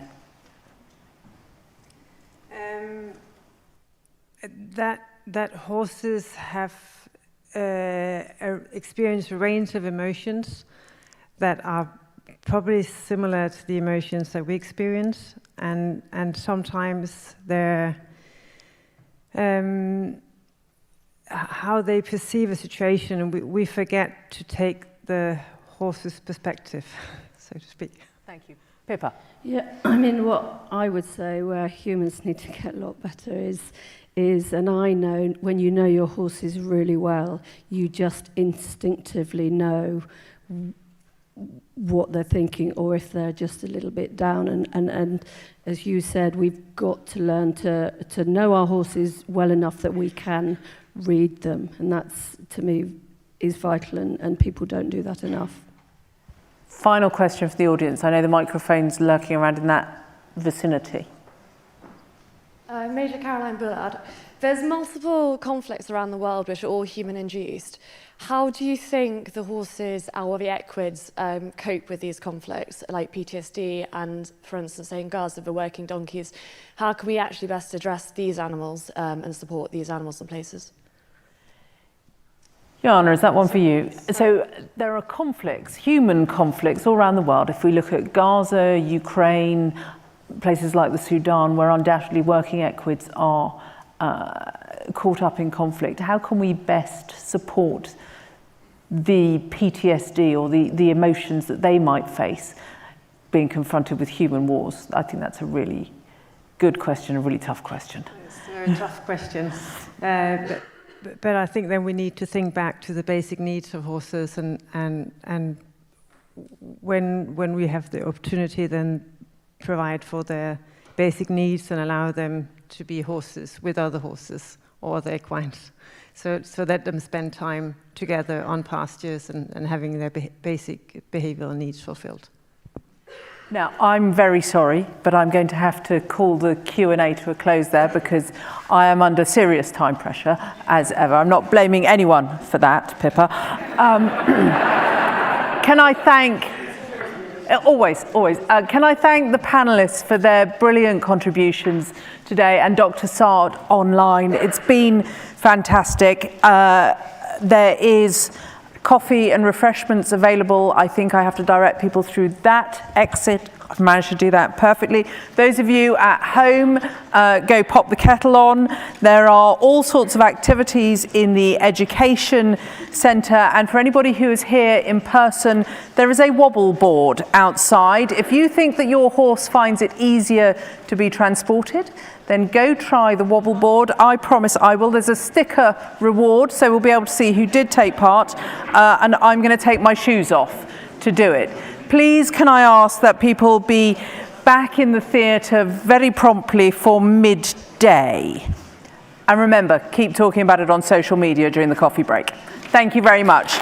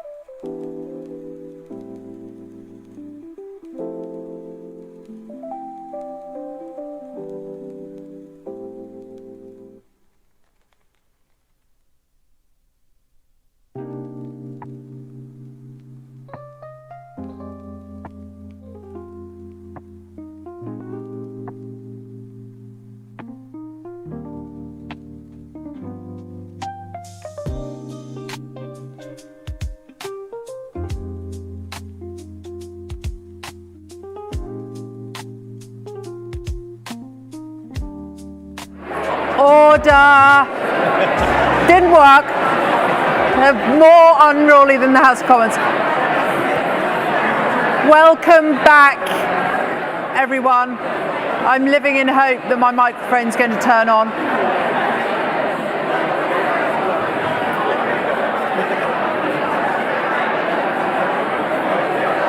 The thing I absolutely love about a good horse event is that the conversations in the margins will be much more important than anything I say. So.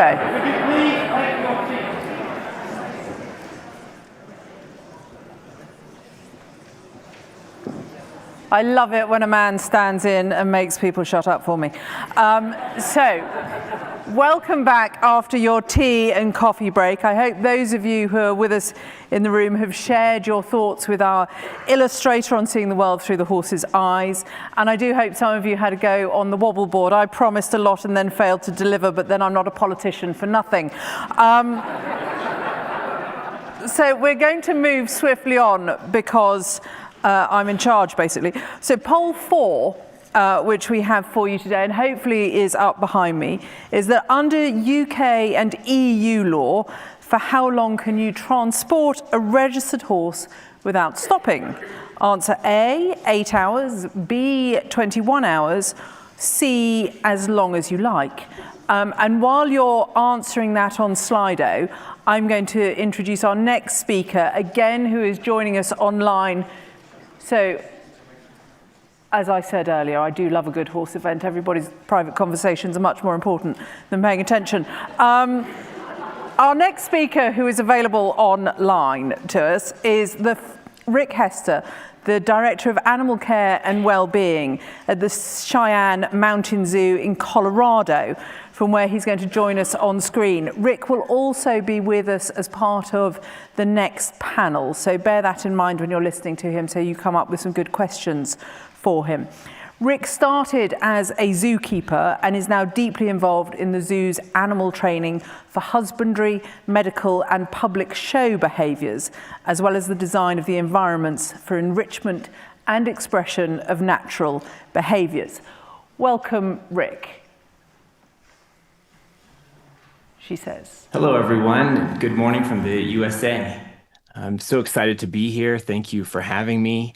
I first came into contact with this community when I had the chance to present at the ISIS conference back in July here in Colorado. And it's so obvious that this community and the zoo community have a shared goal of improving the lives of the animals in our care through a compassionate science application. I hope that this crossover continues, and I'm excited to see where it might lead us. You'll notice another name on this opening slide. I have the great privilege to be mentored by and partner with Susan Friedman as a member of her BehaviorWorks team. We teach learning science and behavior change principles to animal care professionals. So let's get started. I wanted to start by discussing a few levels of analysis, different sciences, all of which are interested in what an organism does. And we really need this interdisciplinary approach to understand behavior. Robert Epstein, a famous contributor to behavior analysis, called for a grand synthesis. We need to know what the genes are doing, we need to know what the brain is doing, and we need to know what the environment is doing.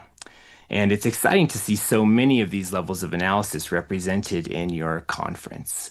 The levels that my work represents primarily is the ethological level, looking at the natural history of a species, and also the behavioral level, which is focused on the role of the environment, the role of learning, experience, interacting with the world.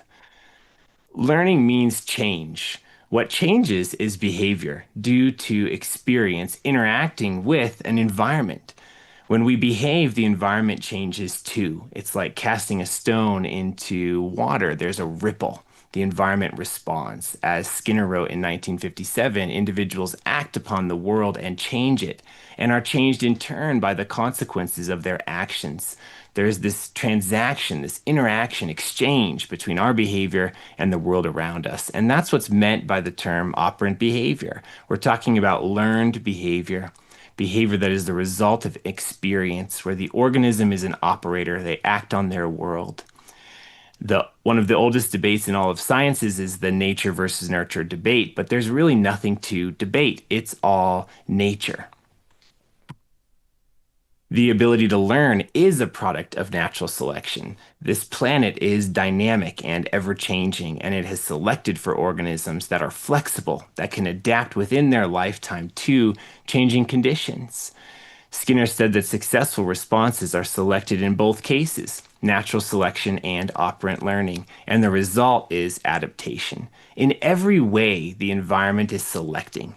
Both anatomy and physiology, which are selected by contingencies of survival, we call evolution, and behavior, which is selected by its outcomes, its consequences. Behavior that works for the organism is performed again, and behavior that is ineffective falls off the vine or is modified. So what does it look like? What does behavior look like when an environment is lacking?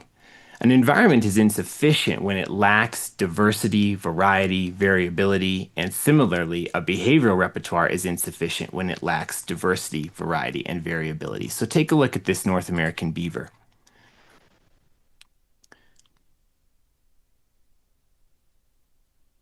What does it say about her environment when she's choosing to spend 2 to 4 hours a night repetitively pawing this non-responsive pane of glass? We see in this way how behavior and environment mirror one another. They move together. She is not in a diverse environment, and so she doesn't perform a diverse repertoire. We call patterns of behavior like this stereotypic. We're talking about a narrowness, a lot of one thing. The problem is not inside the animal. The problem is inside this animal's environment. So we change conditions, we change the environment to change behavior. We can do better than an environment like the environment in that video, and we have some assumptions that help inform our engineering of environments that can free up animals' diverse repertoires. Our first assumption is that animals inherit a body, and that body works in particular ways, and that expedites or hinders the acquisition of certain behavior patterns. Think about a penguin, for example. They are prepared biologically to learn to swim fast for fish, far better than they are prepared to fly for an insect. They have a body that cannot fly in the air, but is keenly prepared to fly in the water. Animals also appear to inherit a susceptibility to reinforcement, to have their behavior strengthened by particular stimuli. That was hypothesized by Skinner in the 60s. Continuing on our penguin example, they seem to be prepared to have their behavior strengthened by interaction with shiny objects in the water. And it makes sense that penguins who are interested in getting close to shiny objects in the water inherently are more likely to be successful because fish are shiny objects in the water, and catching fish is how penguins make a living. Our third assumption is that animals are always learning, that they have the ability to revise what they do in pursuit of reinforcers. That's part of all of our biological endowment as well. So we shift the focus a bit when we're engineering these environments from the behavior that the animal is going to do to the meaningful outcomes of behaving, what we call reinforcers.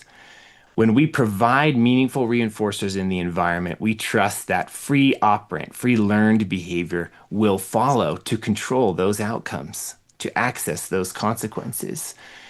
And our goal is to engineer responsive environments, conditions that are sensitive to changes resulting from animals acting on them. Susan first connected the dots between her work in special education and our efforts to engineer engaged environments. And she brought me into contact with Ogden Lindsley's paper that he wrote in 1996 on free operant behavior. And in that paper, he identified 4 free operant freedoms, and these freedoms help guide our engineering of the environment. The first is the freedom to initiate, to start, stop, start over, and skip an activity. If I were to put an asterisk on one of these freedoms, it would be on this one. In the wild environment, animals are always free to initiate behaving for reinforcers. The second is the freedom to repeat responses, then the freedom to form responsive, to inventively select what you do, and the freedom to self-pace. So what does this look like from a practical point of view? There are 4 criteria that help us improve engagement. We try to design environments where the resources, the reinforcers, are slow to deplete, the reinforcers are slow to satiate, where we've come in with a strong enough dose. There's enough of those reinforcers present in the environment to be meaningful, and where there is some intermittence. The animal doesn't succeed on every attempt, just like in the wild environment. They learn to be persistent problem solvers. So here's what this looked like for our North American beaver friend.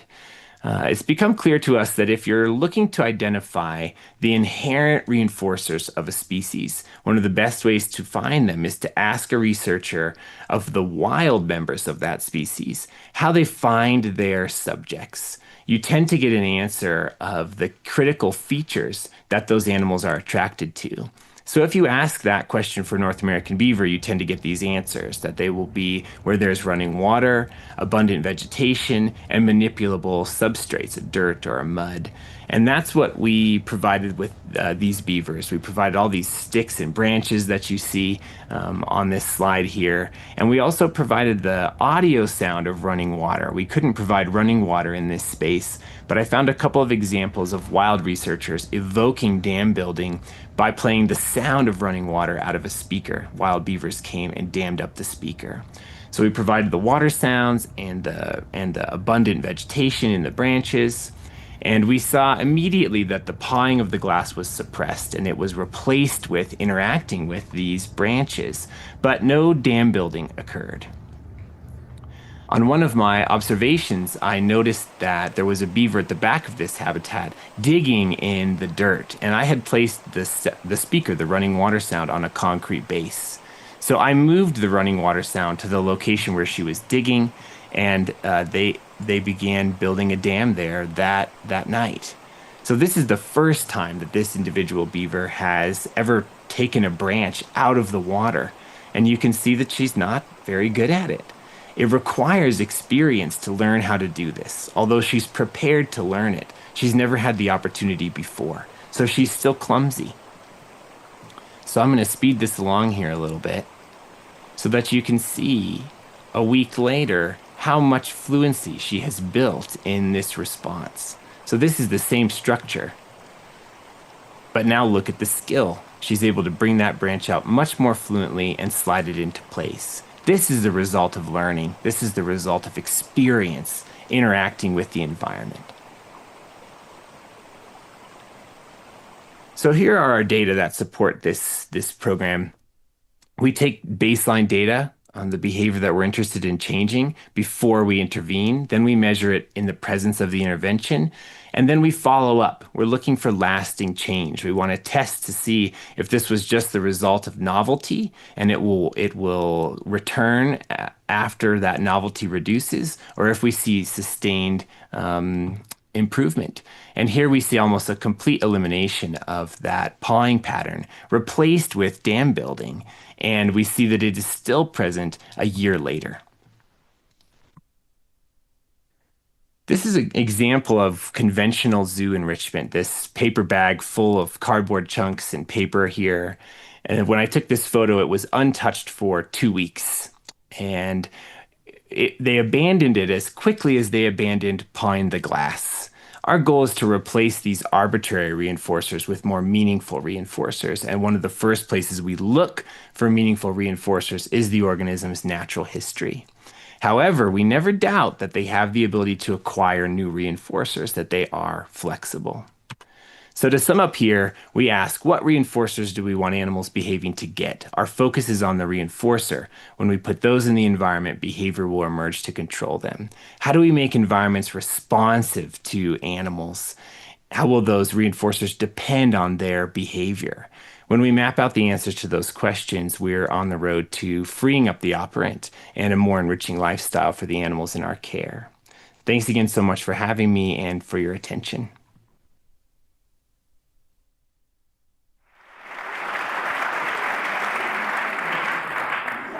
And that all finished a little bit more abruptly than I was expecting. I genuinely thought I was coming here today to learn about horse behaviours and not investigate the world of the experienced beaver. However, moving back to the horse world, before we introduce our next speaker, I would like to have a look at the poll results, which was specifically about transport. And very, very wrong. So 76% of you thought that the answer was 8 hours. 13%, as long as you like, they were correct. And 11%, 21 hours, because there are no journey limits for horses if they are registered in any stud book, which explains why World Horse Welfare wants better laws. And I'm sure that World Horse Welfare staff will be happy to tell you more about this. In addition, you can go to the World Horse Welfare website and specifically the Education Hub if you are ever looking for a useful resource on all of the topics that we cover. On to our next speaker this morning, technically now this afternoon. We have Sam Tibbets, who is a qualified equine veterinary nurse and founder of Loddington Coppice Equine Healthcare in Northamptonshire, which has been developed specifically by looking through the horse's eyes. Welcome, Sam.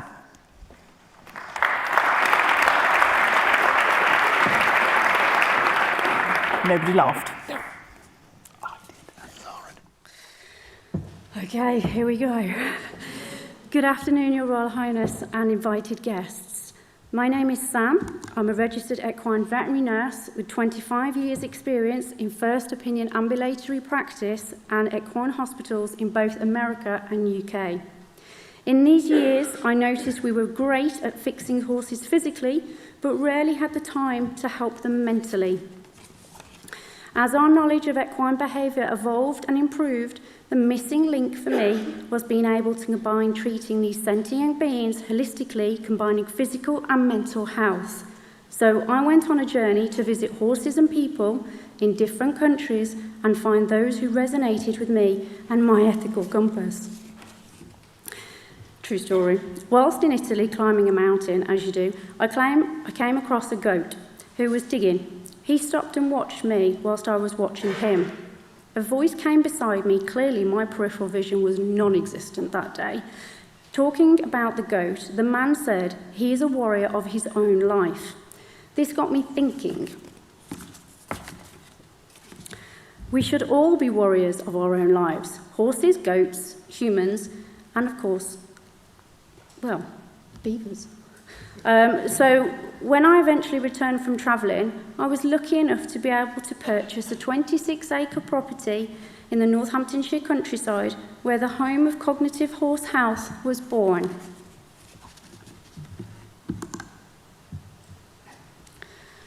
Horses perceive the world through their senses they were born with.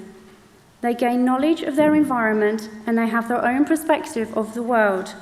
Their perspective and experience of the experience matters to them. It was important to me to incorporate this at the heart of Loddington Coppice. Preserving cognitive abilities means ensuring a horse lives in a context where there is respect for his specific needs and where he can express himself and understand his environment.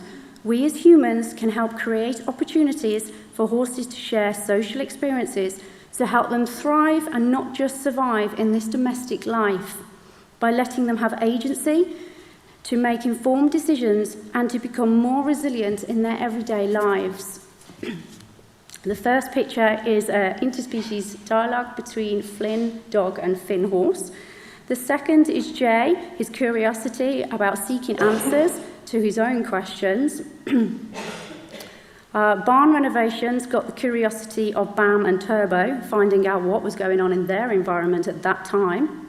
And the vet students were doing a no-hands approach whilst they were doing clinical observations, allowing Dinky and Flynn to have their own experiences.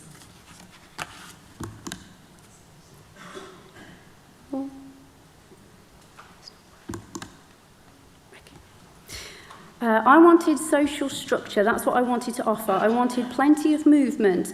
I wanted the horses' foraging needs fulfilled and ability to make choices in their everyday lives. Their intrinsic nature and purpose rooted in their evolved physical, social and cognitive characteristics, and I wanted them to know that their own map of their environment. What was also important for me was coexisting with the wildlife that called this place their home. So I made sure all of my fences were not blocking pathways so that they could move freely through the landscapes.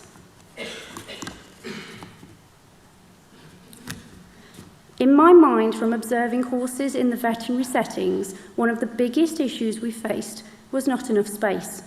So I designed and built a large examination room with double doors to the outside world and multiple windows that covered the horse's peripheral vision.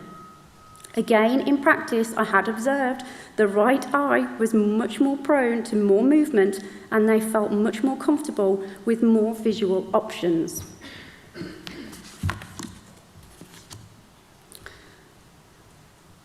A moment of exploration experiences. The placement of the weighbridge and treadmill is important from the horse's perspective. It's positioned on an angle and faces the outside world. They do seem to be a lot more comfortable with it positioned this way.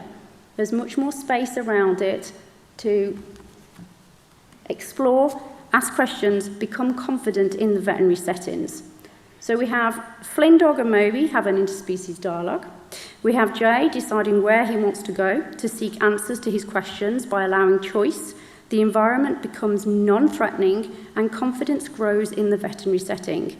I love to see the vet students blink, you might miss it, but they are offering a very small gesture to Jay that may be small to us humans, but make a world of difference to the horses. And even with the commotion, not that you could see it on here, but I was trying to explain to the vet students that Rafi on the weighbridge at the end, and there was a bit of commotion in the next door neighbour's field, but even with the commotion going on into the next door property, Rafi chooses to stay on the weighbridge, showing his resilience built up over time by being able to make his own decisions and exploring his environment. I use the buddy up system all the time. I think it helps to create confidence and build trust in the veterinary environment. Prince was referred to me with acute laminitis. He spent a lot of time in the beginning lying down. The space and openness allows me to carefully move around the horses without disturbing vital REM sleep. I always take moments to sit with them. During this time, I can observe different patterns of clinical observations, make nursing care plans with pain scoring assessments. I have the door is always open policy. I wanted to create areas that allow free choice to eat inside or out, to feel the elements on their skin, to have solitude should they wish, to have friends, forage and freedom whilst recovering, to choose shared eating or not, to include water sources of mains, rainwater and buffets, and also to bring the outside in, to bring those hedges to those horses. The last picture shows a herd dynamic facilitator in place. As the name suggests, they facilitate herd dynamics and helps create safe spaces, and they are especially helpful when introducing new horses whilst they are finding their feet.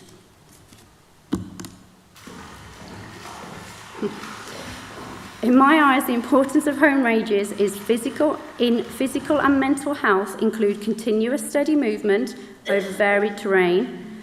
It facilitates exploration to know their own map of the landscape, to find shortcuts over ditches, to choose where they want to go and who to go with, or become independent of each other, whilst skillfully navigating resources, and rainwater is always the favourite. I use cooperative care here at Loddington Coppice to help empower horses to actively participate in their own healthcare journey, which gives them autonomy over their own body. This reduces fear, anxiety and stress and makes for safer clinical examinations.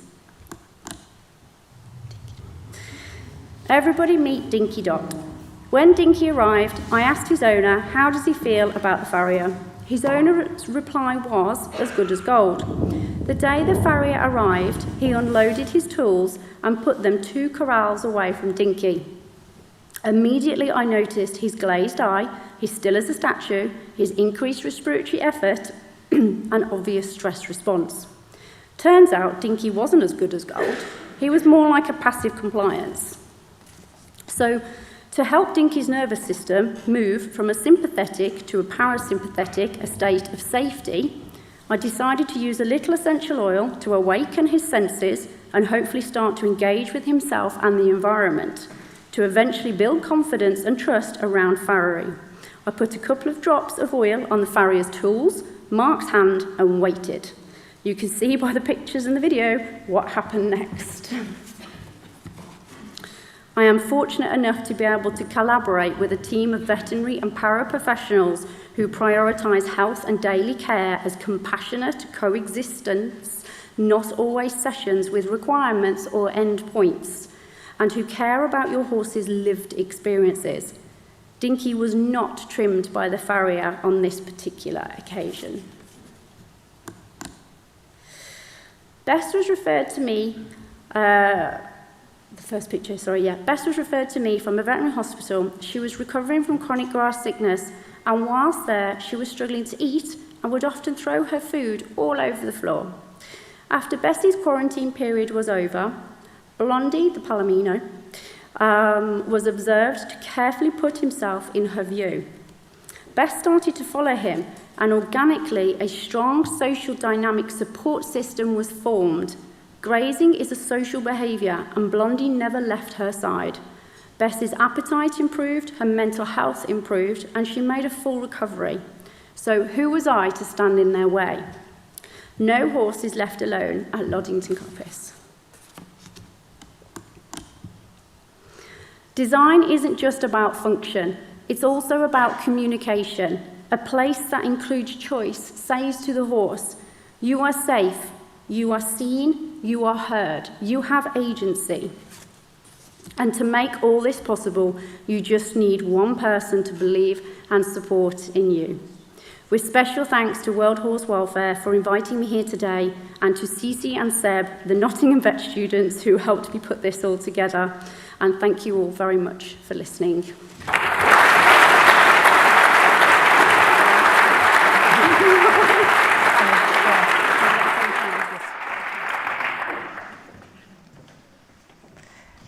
Thank you very much, Sam. Please do take a seat. I like the way the panelists have been very obedient with me. And Rick is going to join us back from Colorado. Hopefully the tech is going to work, or poor Sam has to answer all of the questions. It is, of course, very horribly early in the morning in Colorado, and I gather Rick also has a little bit of laryngitis. So we're going to say a huge thank you to him. There should be a microphone for Sam here. And I just thought there were some fantastic comments, Rick, about the freedom to self-pace. That's the one thing I'm not allowing anyone to do today. There's no self-pacing. I'm going to go along at my speed. And I love the comment about the goat, a warrior in his own life. And I think absolutely something that we could learn from. The goat determined for himself what he was doing. I assume the goat is a man. I don't know why. So the first question, and I'm going to pose this to Rick first, because it was Rick showed us how to build natural reinforcement into the beavers' lives. Do you think that that can be translated into horses, and what practical suggestions would you have? While Sam can think about that and use some of her examples from Loddington. Rick. Yeah, absolutely. We've built programs like the program that you saw with beavers, with African elephants, giraffes, penguins, raccoons, geckos. We're developing it with lions and leopards. So I am confident that the framework is applicable across species. Behavior is this uniting principle on the planet. And so it has this cross-species relevance that is very exciting. And I would start by looking to what do horses do in the wild-like environments? What choices do they make in environments where their choices are maximal? I work with a conservationist named Michael Brown, and he calls the wild environment a decision landscape. It's full of choices, but species make relatively predictable choices in that landscape. They're attracted to these key features. So what are those? in Sam's presentation and in some of the video that I was watching in the waiting room.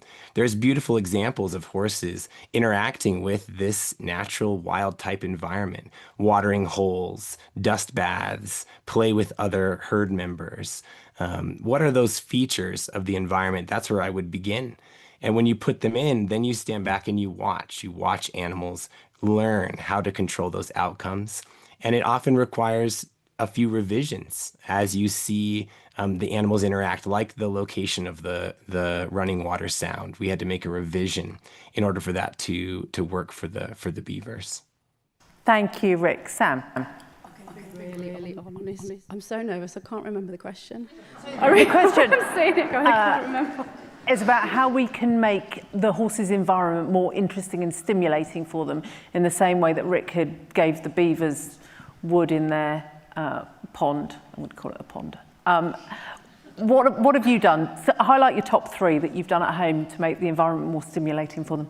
Well, I extended their area of travel over multiple different terrains, putting water features in. Moby just absolutely loves in and out of the pond, and it doesn't matter if it's 1 degree or 20 degrees, he's always in there. But I would say that, extending their areas to as far as possible within the realms of and the scope of, your facility, basically. If you've got 1 acre, you just do some more turns and circles. So I think that's probably my biggest one for them. And following on from that, we've got a question from Kirsten on the slider. How can we support better horse management decisions to ensure that they have friends, forage and freedom, even when it might be in a limited area? So how can you extend the area they can range if your physical space is limited? I think you can, if you take a standard stable, you can probably put something on the front of it or the back of it, take windows out, put partitions in so that they can socialise with each other. The most important thing that I think is a visual. So the horses, where I've positioned everything, they can see there's nothing. If they stand in the stable, to say their right eye will be out on the front of all the facility and their left eye will be over on the back, looking over the hard standing. So I believe that fences, tweaking stables, I do believe, I'm not explaining this very well, but if you give me, I could draw it. I could draw it, I just can't say it. There's the illustrator outside, we might send you out there at lunchtime. Are there any questions from the floor? Yes, I can see a hand right there. If we have the roving mic, it's headed to you very quickly. Is the mic working? Amazing. Yeah. Thank you very much for such an interesting talk. It looks like you have an amazing facility for veterinary care. I was just wondering, what are the most critical changes we can make in busy veterinary environments to sort of aid the autonomy of horses, especially without making huge infrastructural changes? Don't say no all the time. Say yes. And allow that second, and I mean it can be a second, for that horse to touch that bandage, to smell, God forbid, that twitch. So yeah, honestly, it takes a second. The moment that curiosity, that horse is going to show you that they want to ask a question, please don't say no. And that's probably the biggest thing that I would say.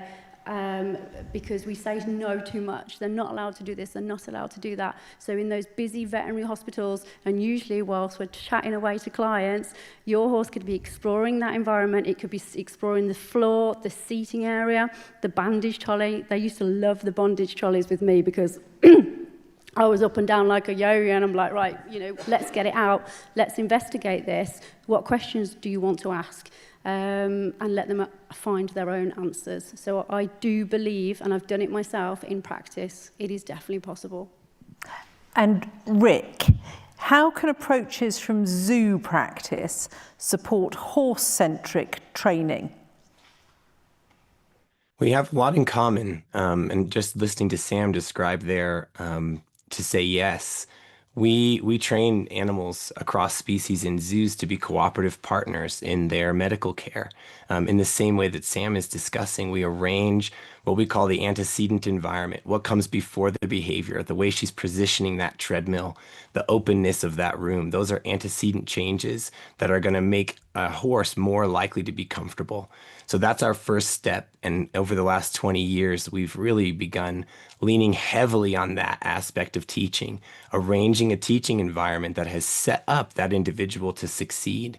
And then analogous to Sam discussing the saying yes, we are making it easy for animals to opt out by responding to their subtle signals of discomfort.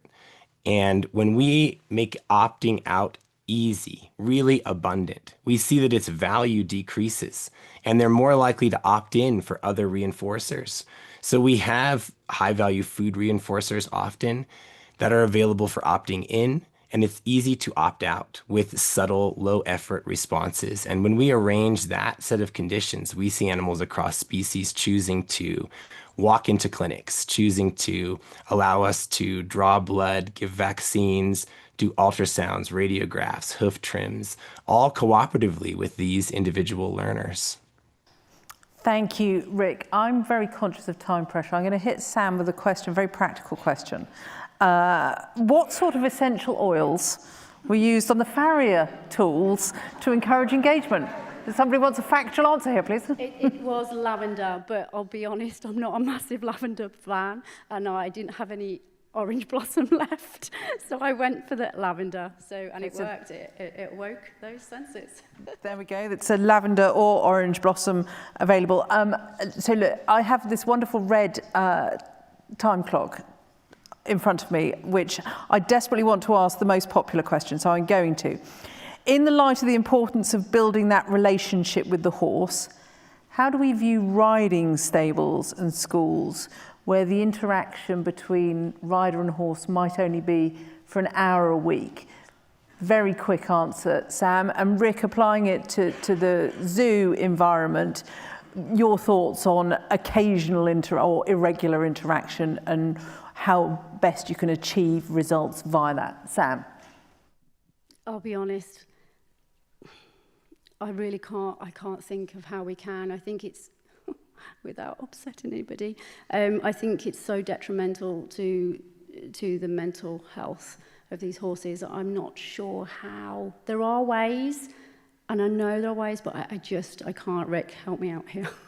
If you can think of any ways to really break it down. How can we make occasional interaction positive for the animal? Yeah, it's an interesting question, and the variable of riding the animal is unique to me because we're not riding anything in the zoo. So it is a slight shift from the types of interactions that we are having. We do see that we're able to build relationships, strong relationships with animals and maintain them with training sessions that occur once or twice a week. For example, we train a herd of giraffe for cooperative hoof care. And we train each individual herd member once a week to maintain that relationship. They do encounter us in other ways throughout the week. We're delivering food and cleaning, things like that. So we're in their environment, but the training sessions don't occur on the daily, for example. Although this is with very skilled trainers, and that is, I think, a relevant factor. With less skilled trainers, we may need more training sessions of a higher frequency to maintain those relationships. And then we have to ask, what is the free environment doing for that organism? If we're going to be present once a week, what's going to be supporting their behavioral health in the gaps between our presence? And that's where this free operant conversation comes into play. So those are a couple of things that come to mind. I'm sorry to have to cut everybody off. I'm going to be in real trouble because I've bust through 12:44. Sam, thank you very much for your contribution. You're free to go now. There was no torture involved, was there? We're all very nice to you.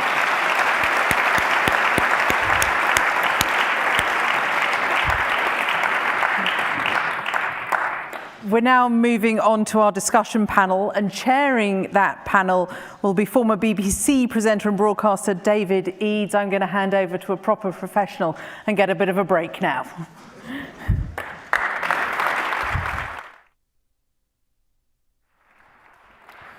Well, Caroline, thank you very much indeed. I don't know about proper professional. I have to say, first of all, the way you've managed the panels and all our speakers and the timekeeping, you are so charmingly bossy that I'm hoping you've done enough for my session to run as smoothly as yours have. And I'm going to say to everyone else out there watching as well, this is called question time. So we want some questions. We have a number you'll see on the agenda. We have 3 specific questions already laid out, and I'm going to address those with our panel. But there will be a chance on each of those topics for you to submit your own questions related to the topics. If we have time at the end, you can have a go with 1 or 2 other areas as well. Now, given that it's called question time, I wondered why you hadn't invited Fiona Bruce. This would be her milieu. I discovered also Fiona Bruce is a very keen horsewoman and owns horses, so I'm thinking that obvious choice. But then I saw my panel, and I realized that gender balance is as important in this field as it is in many others. So without further ado, can I just ask my 4 panelists, please, to come up on stage, come and join us. A round of applause for my panelists. And Liz, very nice to see you. Please take a seat wherever. Roaming is encouraged, I believe, in this field. Zara, thank you very much. Before we start, I do want to give you a little potted history of each of our panelists. I'm sure they are very familiar to all of you. Nonetheless, I'll start with Imogen, if I may. Imogen Burrows, who's been riding, well, since before she could walk. This is a common theme, by the way, for this panel, I discovered. An equine vet with Bell Equine and recently elected president of the British Equine Veterinary Association, so another beaver on the stage already. Also, chair of the Ethics and Welfare Committee at Beaver and a member of the Education Committee, which I think gives you an indication as to where Imogen comes from. She also said, before your election, I think, I have strong opinions, and I'm brave enough to pop my head above the parapet to encourage conversations around topics I'm passionate about. Good job you're here. Thank you. Sarah Jenkins. Sarah, welcome. Sarah has also been riding, probably since before you could walk, but pretty close. Sarah has been editor-in-chief at Horse and Hounds since 2014. She is also, thank you very much, she's also an author, among many other books, the Complete Illustrated Encyclopedia of Horses and Ponies. Sarah's covered the whole gamut, actually. She's worked in training with the Olympic gold medalist event rider Leslie Law. She's worked with the British Olympic team trainers as well. She's been a horse owner since 1993 and competed in showing, dressage, show jumping, and hunter trials. You said modestly that your great ambition in life was to be editor-in-chief of Horse and Hounds because you weren't going to make it as an elite rider. Well, you've made it as an elite journalist instead, so thank you very much indeed. Liz Saville-Roberts is the Plaid Cymru MP for, apologies Liz, I'm going to butcher this, for Dwyfor Merionid? Not far. In Carnarvon, which is a county bigger than Luxembourg, by the way. So plenty of scope for horses and for ponies. You've also been engaged with horses and owned ponies from a very young age. Had many trekking holidays in the Brecon Beacons. You had a pony at university in Aberystwyth, which is also where Liz developed her Welsh language and her Irish language skills. And talk about putting her head above the parapet. Liz was the first, I believe, the first MP to use the Irish language in the Houses of Parliament in Westminster. To be recorded in Hansard. To be recorded, yeah, very good point. To be recorded in Hansard. So thank you very much indeed. Joining us not so much as an expert, more as a lover, I think, perhaps, of horses. Very much, I hope so. One of those people who sort of muddled along and managed to keep ponies in other people's fields until they were lucky enough to have their own fields. So a particular perspective. And Zara Tyndall, you may have heard of her, highly accomplished British equestrian. There's a whole list here, but she had great success in her young riding career, moving on to a double gold medalist at the European Championships in 2005, individual gold and silver at the World Equestrian Games in 2006, team silver in the London Olympics 2012, won't go into the reasons why, but disappointing incidents over 2004 and 2008 deprived you of 2 other Olympic opportunities, I think it's fair to say, Sarah. Still competing, still winning, and you have a perspective on horses. I note you said of Toy Town once, he has to do something to show he's in control. So I'll be interested to get your scope on Through the Horse's Eyes. Sarah, thank you very much indeed. Okay, so let's get on to these questions. In fact, just before we do, I'm going to take a liberty, very briefly for each of you. To me, Through the Horse's Eyes creates an immediate thought of, oh yes, I think I know what that is. But actually on reflection, I wasn't entirely sure I do. So I want to ask you very briefly each, and I'll start with you, Imogen. What do you perceive that to mean from the perspective of a vet? It's a really good point, and I think that it's, for me, every interaction, it's about, actually Sam said brilliantly, cooperative care. It's a partnership and it's an exchange. So I don't walk up to a horse and work on them. I'd like to work with them. So for me, I like to consider what they see, what their experience is. They are feeling, thinking, emotional beings, and I wouldn't come up to you and have a one-way dialogue and just stab you in the arm and walk off for your vaccination and think I'd done a jolly good job. So it's that cooperation, that partnership, and that real mutual respect. Some doctors would, funnily enough, but that's a fair point. Sarah?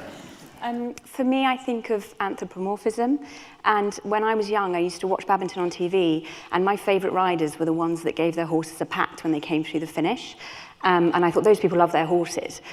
And I look at it now that I understand that maybe, you know, having looked at some science, maybe horses don't want a pat. Maybe what the horse wants is for the rider to get off them as quickly as possible and walk them off and get them cooled down. So what I wanted to see through my eyes as a human was very different from what the horse wanted and needed through its own eyes. So it's sort of changing my perception of, as we understand more, changing the perception of what horses see and value. Sarah, thank you. Zara, obviously you build up very close relationships with your horses over time. So when we talk about it being seen through the horse's eyes, what are you thinking?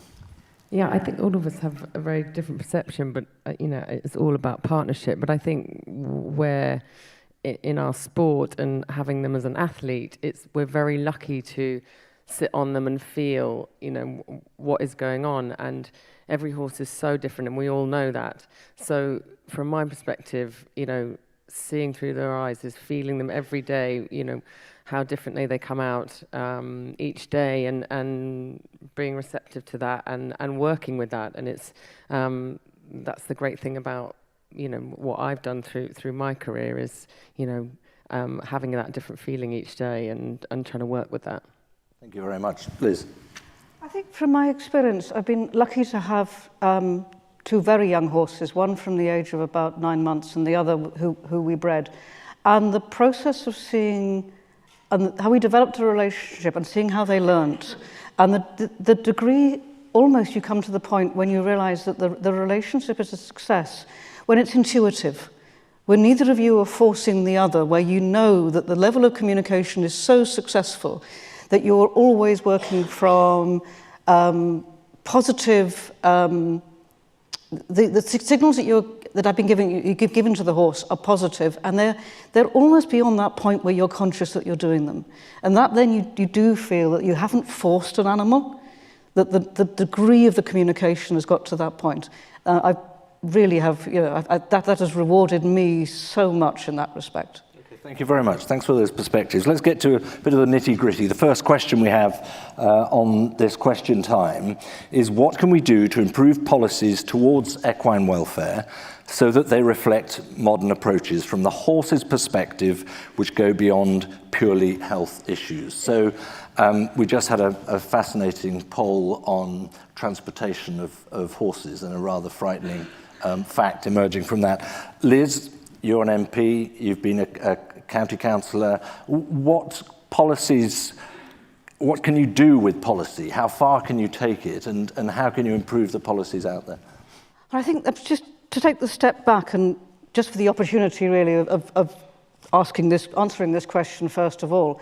And perhaps to be somewhat controversial, I think for those of us who love horses, we need to be very aware of the fact that some of our disciplines, some of the ways in which we use horses may become more and more questioned. I mean, we'll be very much, many people here will of course be aware of what happened to hunting within the United Kingdom, and that now is a while ago, and quite possibly is going to follow, that drag hunting is going to follow the same route.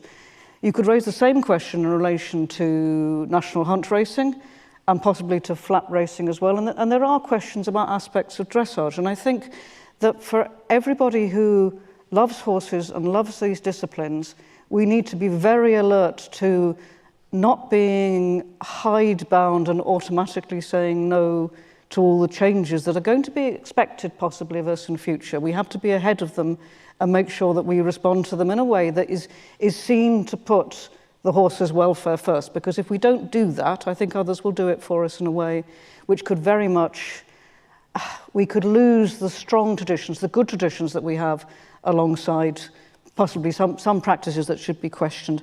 I think there have been people here, I mean, I've been in and out, I'm afraid, this morning, and I apologise for that because it was really interesting what I heard. But the discussion on the environments in which we keep our horses, you know, the traditional, I remember reading the Pony Club manual. If you like, much of the traditions of keeping horses were in relation to keeping people in the cavalry and the military well occupied, and also to being able to keep horses that were part of the communication method that we needed within cities. That may not necessarily be within the tradition what is actually good for the animal. So those questions are wonderful. But the last point I would really like to touch upon, because of course I represent a constituency in Wales, although I'm originally from London, and looking at particularly some of the native breeds and some of the breeding issues, perhaps not so much the health issues, I think we're very alert to those, but I am alert with some of, say, the Welsh pony and cob types, that there are also behavioural issues associated with breeding. And that is something, again, you've only got to take the step back and look at what the public awareness of certain pedigree dogs, the brachycephalic type breeds of dogs. Obviously, horses are not in the same situation because horses are required to do something. They're not required just to look a certain way. But that quality of breeding, and I'm not an expert in genetics or in breeding here, but that question about breeding, about the use of certain popular sires, the role of breeding societies and the role of breeding societies who make sure that their members, the people who are registered with them, then also are alert to the fact that we have got to have healthy animals to pass valuable bloodlines down into the future. See, Iceland has to deal with this. We have breeds such as Frisians, Fells and Dales. The breed societies, I think, also have a particular role. So I hope that gives a number of issues there before we touch on legislation. It does, but if I can just ask you, as an MP, as a politician, what is it that persuades your colleagues to take heed of suggestions, proposals, demands, to make changes, to introduce new policies? I mean, you kindly referenced to me before we had this session, there are two all-party parliamentary groups for the horse, one about racing and bloodstock, I think, the other one about the welfare of the horse. I could find nothing online about the second parliamentary group. So I just wonder, how challenging is it to make that sort of move through to push towards changes in policy? I mean, members of Parliament, and also much of this is also devolved. When it comes to horse welfare, you have a different set of legislation in place, although they're quite similar, and different codes of practice in Wales and England, and then you'll have Scotland and Northern Ireland as well. There is the pressure of the public. I mean, I'm here because I am interested in horses, and it's actually a rare thing as a member of Parliament to be able to go somewhere where I don't necessarily know all that much about legislation, but I actually feel I know a little bit about horses. So it's a delight to be here and a delight to support world horse welfare. It's very important, I think, for members of the public, for those of you who represent certain interests in certain sectors, never assume that members of Parliament never assume that they think they know something. Always contact them. Always make them aware, and also be alert to the fact that members of Parliament will often hear only certain voices. So it is more important to get as many as possible. I think in terms of legislation for welfare, I'd like to touch upon something more, something I've prepared for the second question, if you'll forgive me with that. Fine. You hold on to that. The role in which we can enforce versus the role in which we encourage is always a very fine line. And just to say quite simply, if the enforcement is through environmental health and officers within local authorities, yes, it may be statutory, but it'll be way down from social care and education at a time when there have been, a decade of cuts. I think it's an important question we can come back to, but of course, Zara, there are two sides to every lobby, and I think everyone in the equestrian world knows that there's your side and there is the other side, which also lobbies very hard indeed. But let me ask you that same question. What can we do to improve policies towards equine welfare, as seen through the horse's eyes? I think, welfare for the horses and through their eyes is such a great thing. It's not just health, it's everything. It's how you look after the horses, it's their environment and them understanding their environment. And I think, there's obviously competition horses, but there's also very much recreational horses. And there's this kind of blueprint that's out there of, how to care for your horse, but actually, that's mucking it out, feeding it, that kind of thing. But actually, the welfare of a horse is much larger than that, and that blueprint can be expanded on how you understand the animal, how you care for it, how you understand, what kind of line you go down, whether it's competition. We're very lucky. Our animals get looked after very well. They're an athlete to us, so they are really looked after like an athlete. But I think for us, getting people to understand how our welfare for our horses is, the wider public, because I don't think they really understand that much. So, making much more effort on getting people to understand our world and the horses' world, actually, is what we're talking about. And from my side and competition side is setting a good example, when we're out on our horses and making sure that there are so many eyes, watching us all the time, and to make sure that we are doing the right thing for everyone and of what they think that we should be doing to the horses and what we do to our horses. It's important that they see us doing the right thing. Lead by example. Sarah? I think it's... I'm not the best person to answer how can we improve policies. I see great organisations like World Horse Welfare campaigning for a very, very long time for change in legislation, which then only means something if it's enforced. We can keep banging the drum and we can keep raising awareness as media, but I think, it's extremely difficult to actually affect change, and I think World Horse Welfare probably knows that better than most. Sarah, thank you very much. Imogen? We definitely, to improve policies, we've got to work collaboratively. Policy setters have to consult experts, and as Roly alluded to earlier, they've really got to listen to what the expertise says. In doing that, we've got to be agile. We've got to allow policies to be adaptable and amendable within a reasonable time frame, because this area is so rapidly changing, this landscape. The knowledge I had 25 years ago as a recent graduate and new graduate to now 25 years later, my approach is completely different, and I would condemn a lot of what I did, as really quite barbaric. But we get policies become rooted in and generational, sort of promote generational practice, because it's so difficult to make them agile and make them consistent to be adapted and to have change.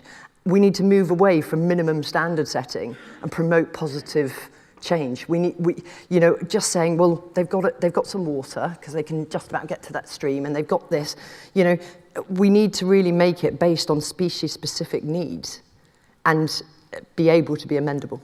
So the policy element is actually more about self-policing in a sense, and doing it yourself. Don't worry about waiting for something that may take years to become regulation. No, I'm not even saying that. I think giving people tools and allowing them to be able, empowering people to self-regulate is one aspect to it. But we need policy and we need legislation. To be able to have legislation, we need to enforce that. So there's resource issues. Clearly, we need to bridge the gap somehow, that the people enforcing the policy understand why that policy occurs. I don't have the solution for that. That's a massive ask. But, you know, if we're going to work towards improving these policies, we've got to keep communications open, and we've got to allow those policies to be adaptable, because this area is so our understanding, and therefore what we need to deliver, how those policies need to be in keeping to be actually delivering what that horse needs, and therefore through that horse's perspective actually reflect what we're trying to achieve. That has to be a system we have to move towards. And unfortunately, current policies, this isn't the case, is it? Okay, thank you very much indeed. So let's see if we have some questions on this particular area. Do we have any questions here amongst all of you here in the room? The panel has answered all questions, which is a great start. I'm going to throw a couple of questions that we do have from here to kick off the involvement of our audience. We have one from Captain Alexander Bowman, who says, how does the panel view the sports, tourism and ceremonial horse industries changing over the next 10 years, in particular with regard to maintaining the social license to operate, which perhaps lies at the heart of everything we're looking at and talking about here? Who would like to take that?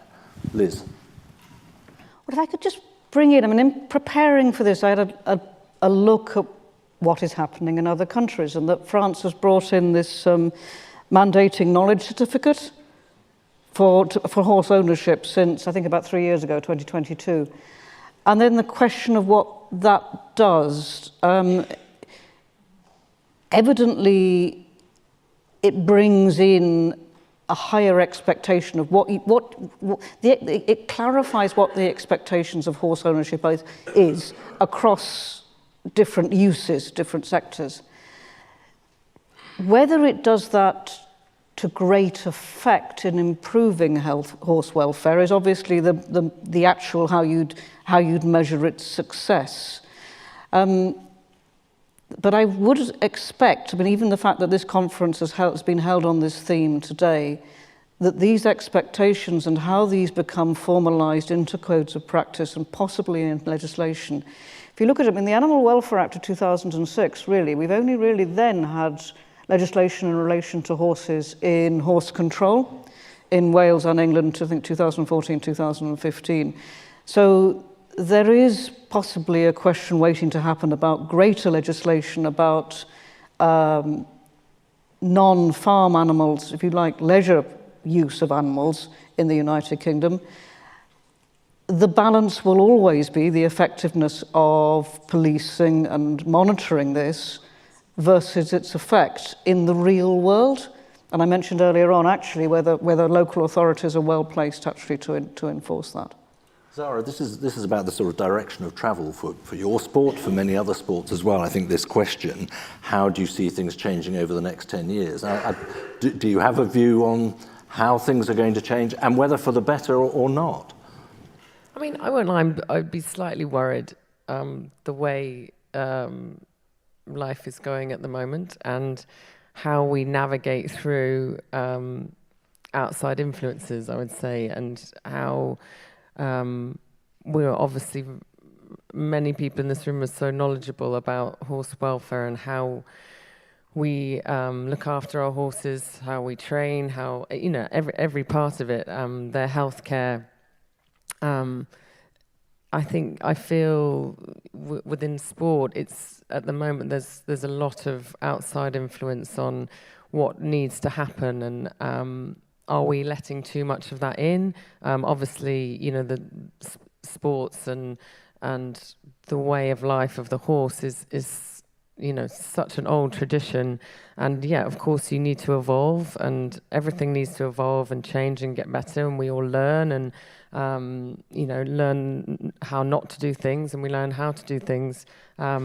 So yeah, I question, you know, how much outside influence we allow in, and you know, how we navigate through all that. That's what I would, you know, how do we make it more positive over the next 10 years? Sarah, you don't always have a choice about how much outside influence you let in, because it will come in any case. But I just wonder on that point, over the next 10 years, how do you see things changing? I see public perception and social license as separate from what we're doing in the horse world.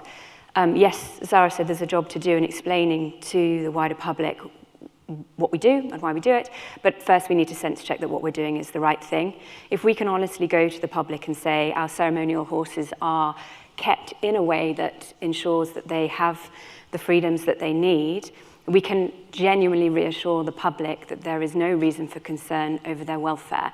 If that's not the case, then we're not just going to be able to convince them. So I think that step one, understand what horses actually need. Step two, make sure that as horse people we are implementing that. Step three is letting the public know that that's what we're doing. I don't think we can just go and tell them that we're okay.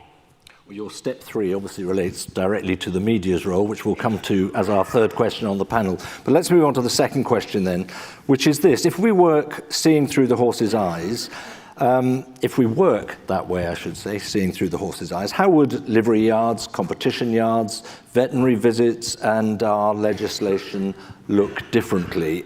Imogen, veterinary visits on that list as well. How much better could this be?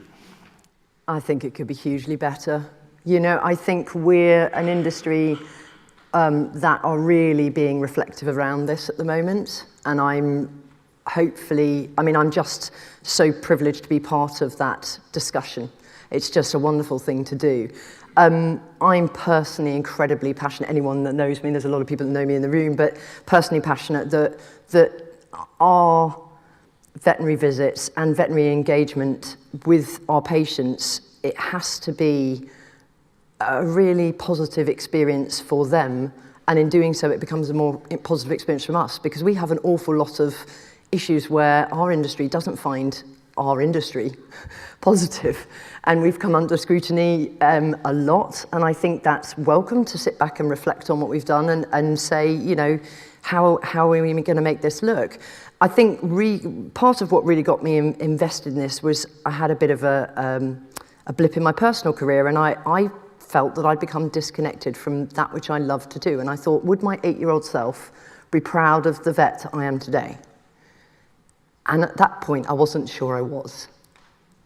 But today I have an 8-year-old, and I think she would be proud, and I think that we can do our job, take care of physical health, and take care of this mental well-being, and really, really bond with our clients, connect with our patients, and find that so much more fulfilling, and therefore build on our own relationships with all of those people. Veterinary visits has often been, we go out, we're employed by our client, we need to get consent from our clients, we focus a lot on the client communication, and we've neglected the horse communication and our own horsemanship. And most of us are, I'd love to say most of us are excellent horse people. Most of us have owned, loved, been brought up, and come into this. And I'm really thrilled that the equine profession also is welcoming people that don't come from an equestrian background. And we're really welcoming that new influx. And that has brought some challenge to us, which is really welcome in terms of looking at it. But I think it's really important that those veterinary visits particularly are tackled in a low stress way, a very positive way. And you walk into the room, I use my yard as a metaphorical room, make an introduction to your patient, gain consent from your patient, and provide cooperative care to and with your patient. And in doing so, your client is immediately just so much more connected. You had a sort of light bulb moment, would you? Going from science and medicine to the 5 domains we've been talking about. Yeah, really personal. I think I'd been searching for that and just didn't really know about it. And of course, there's so much in everyone's jobs. You become very not tunnel visioned. You're trying to keep pace and better yourself and do your professional development. And a lot of that in the veterinary world has been biased towards the physical health. How can I make this horse less lame? How can I, make them stop coughing? How can I do this? How can I do that? But actually, I just had this moment where I just felt like I was getting lost and becoming a bit of a performing machine. And actually, this wasn't what drove me. What drove me was what that horse's experience was and how I could make that better. And so then connecting, and I feel a little bit humble and a little bit of a fraud sitting here, because most of the people that showed me that light are sitting in this room, and I'm so grateful. I'm here because you're here.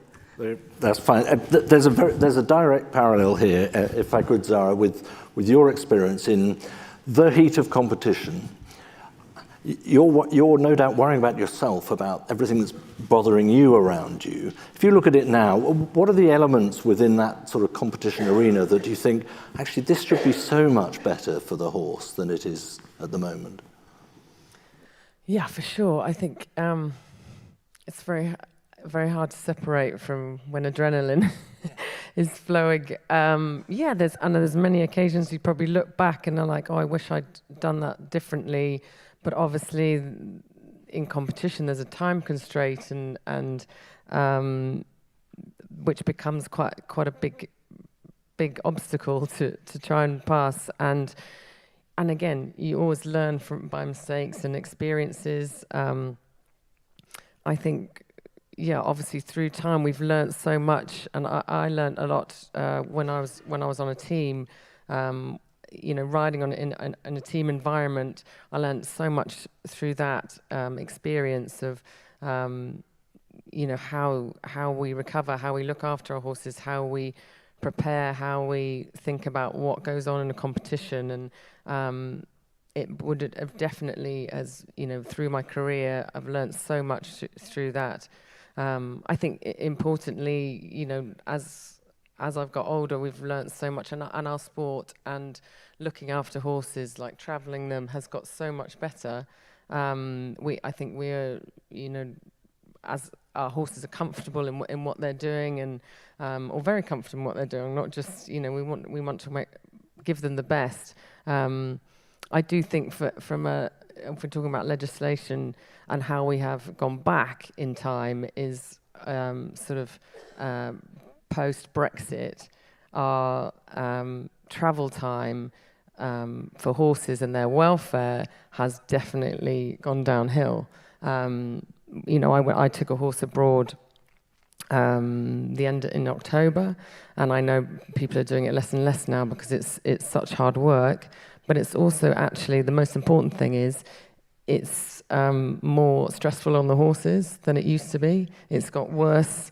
Although our technology is so much better, the travel time, that poll we did before, is like so much longer. It's incredible. And to prepare your horse for a competition, or even just to travel it comfortably, that is definitely something that has gone back in time. And I think it's something that really needs to be looked at when you're traveling a horse abroad.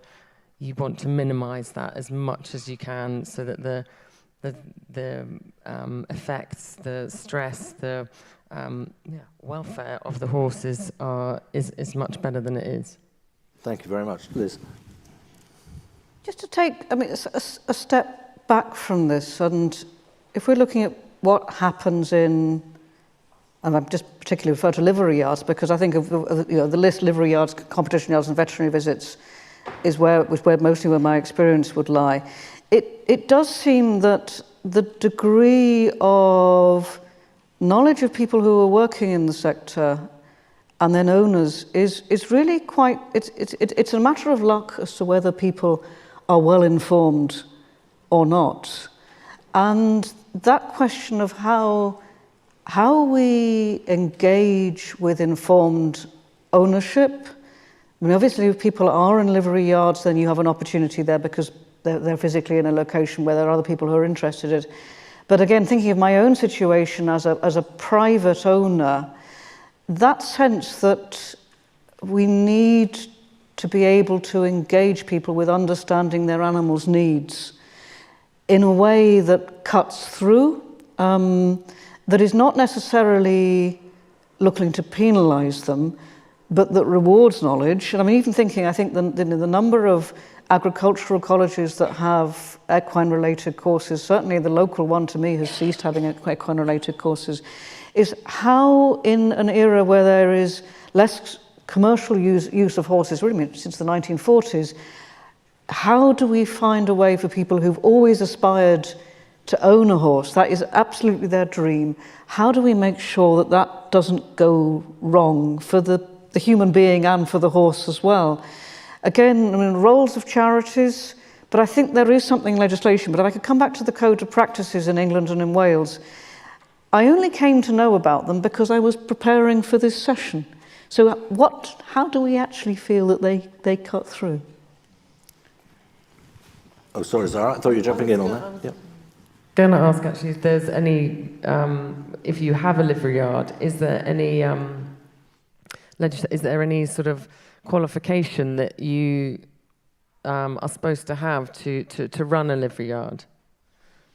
You're asking the wrong person. I'm not asking you. I was just good point. I was just asking. And then, of course, interestingly, we're getting into what sort of licensing would we regard as being appropriate? I mean, to refer back to that mandated knowledge in France, that there are horse control areas, particularly in urban areas in Ireland, places where there are degrees of restriction. For myself, because I'm an MP, that does seem to be the tick box way of dealing with issues. Again, the hard critique of that is that you can legislate for change. It doesn't necessarily bring it about unless you've got the means of policing it and monitoring it as well, and enforcing it, basically. But it's an important message. But Sarah, you can just clarify. So I think it's actually been a topic at this very conference in previous years, or certainly something World Horse Welfare has held, should livery yards be licensed? And there's very strong views from both sides as to whether it is just a tick box exercise or whether it will actually change the lives of horses. In answer to this question, I think when I started as dressage editor at Horse and Hound, predominantly the yards I went to, horses weren't turned out. I went to a yard in Europe where the horse came out of its stable onto the treadmill and then went back into its stable again. That's changed massively, and not only do we see more yards, more competition yards prioritising turnout for horses and companionship, and Pippa talked about it earlier. There are brilliant names like Pippa, like Carl Hester, like Ros Cantor championing that, and that does influence and instigate change. So licensing is one thing, we can kind of try and force people, but also we can show people how the best do it, and if the best are doing it in a way that's brilliant for the horses, then others will take that on. There's also massive, growing interest in things like track livery. Livery yards are having to adjust because the population would like more choice and freedom for their horses, therefore they're having to provide something different from mown, small, single turnout paddocks. There was a time when people wanted mown, small, single turnout paddocks. I was one of them. I didn't want my horse getting kicked. I wanted it in this little field.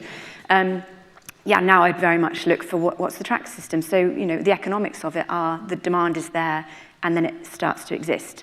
So change can come about outside of legislation. If enough people want what's right for their horses, the world reacts to that. And of course, as you say, implementing legislation is another challenge again. It's brought me to a question that we have here from Kim Sherman, which relates to this.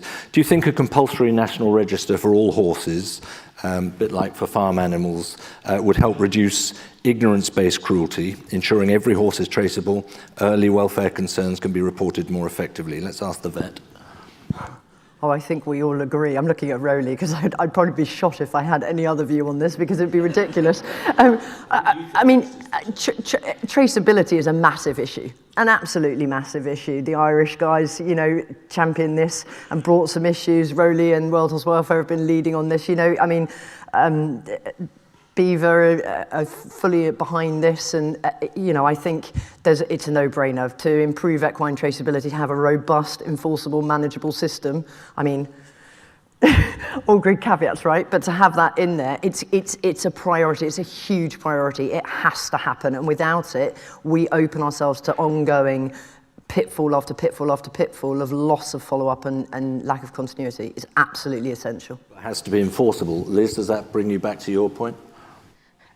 It's a no-brainer, isn't it, in terms of welfare, to be able to trace the vast majority of horses. We'll still have some native pony herds, but that is the exception that proves the rule. Nonetheless, then, actually, is to put those requirements in place, it has to be very clear as to who is responsible for enforcing it, and that they have the means, and that they are then held to scrutiny in the effect of how they do that. And that we need some sort of comparison overlooking, say, the four nations of the United Kingdom as well, so that you haven't got inconsistencies between both of them. But it does seem to be, in welfare terms, where else can you go? Because until you know accurately, even though we have microchips, we know that microchips, that you can have multiple microchips in any one animal, and it doesn't do what it is intended to do. Not straightforward. Do we have any questions coming from the floor? Yes, we have a hand up, middle back. Thank you very much. Hello, I'm Sarah Wolfenson. I'm Emeritus Professor of Animal Welfare, veterinary surgeon. And I just wanted to raise the point of thinking about changes in policy, changes to legislation. You won't achieve any of that without an evidence base. And to have that evidence base, we have to be measuring animals' welfare. And I just wanted to draw attention to the Animal Welfare Assessment Grid, which you can find on awag.org.uk. We have used this now in a number of different areas of animal use, in zoos with different species. It gives you an evidence base which you can record the quality of life of the animal over its lifetime and take action. It engages with the people who are caring for the animals. It allows you to have this measurement, and we've done pilot studies with horses. Greyhound Bull for Great Britain use it for their dogs, and a number of other working dogs are using it.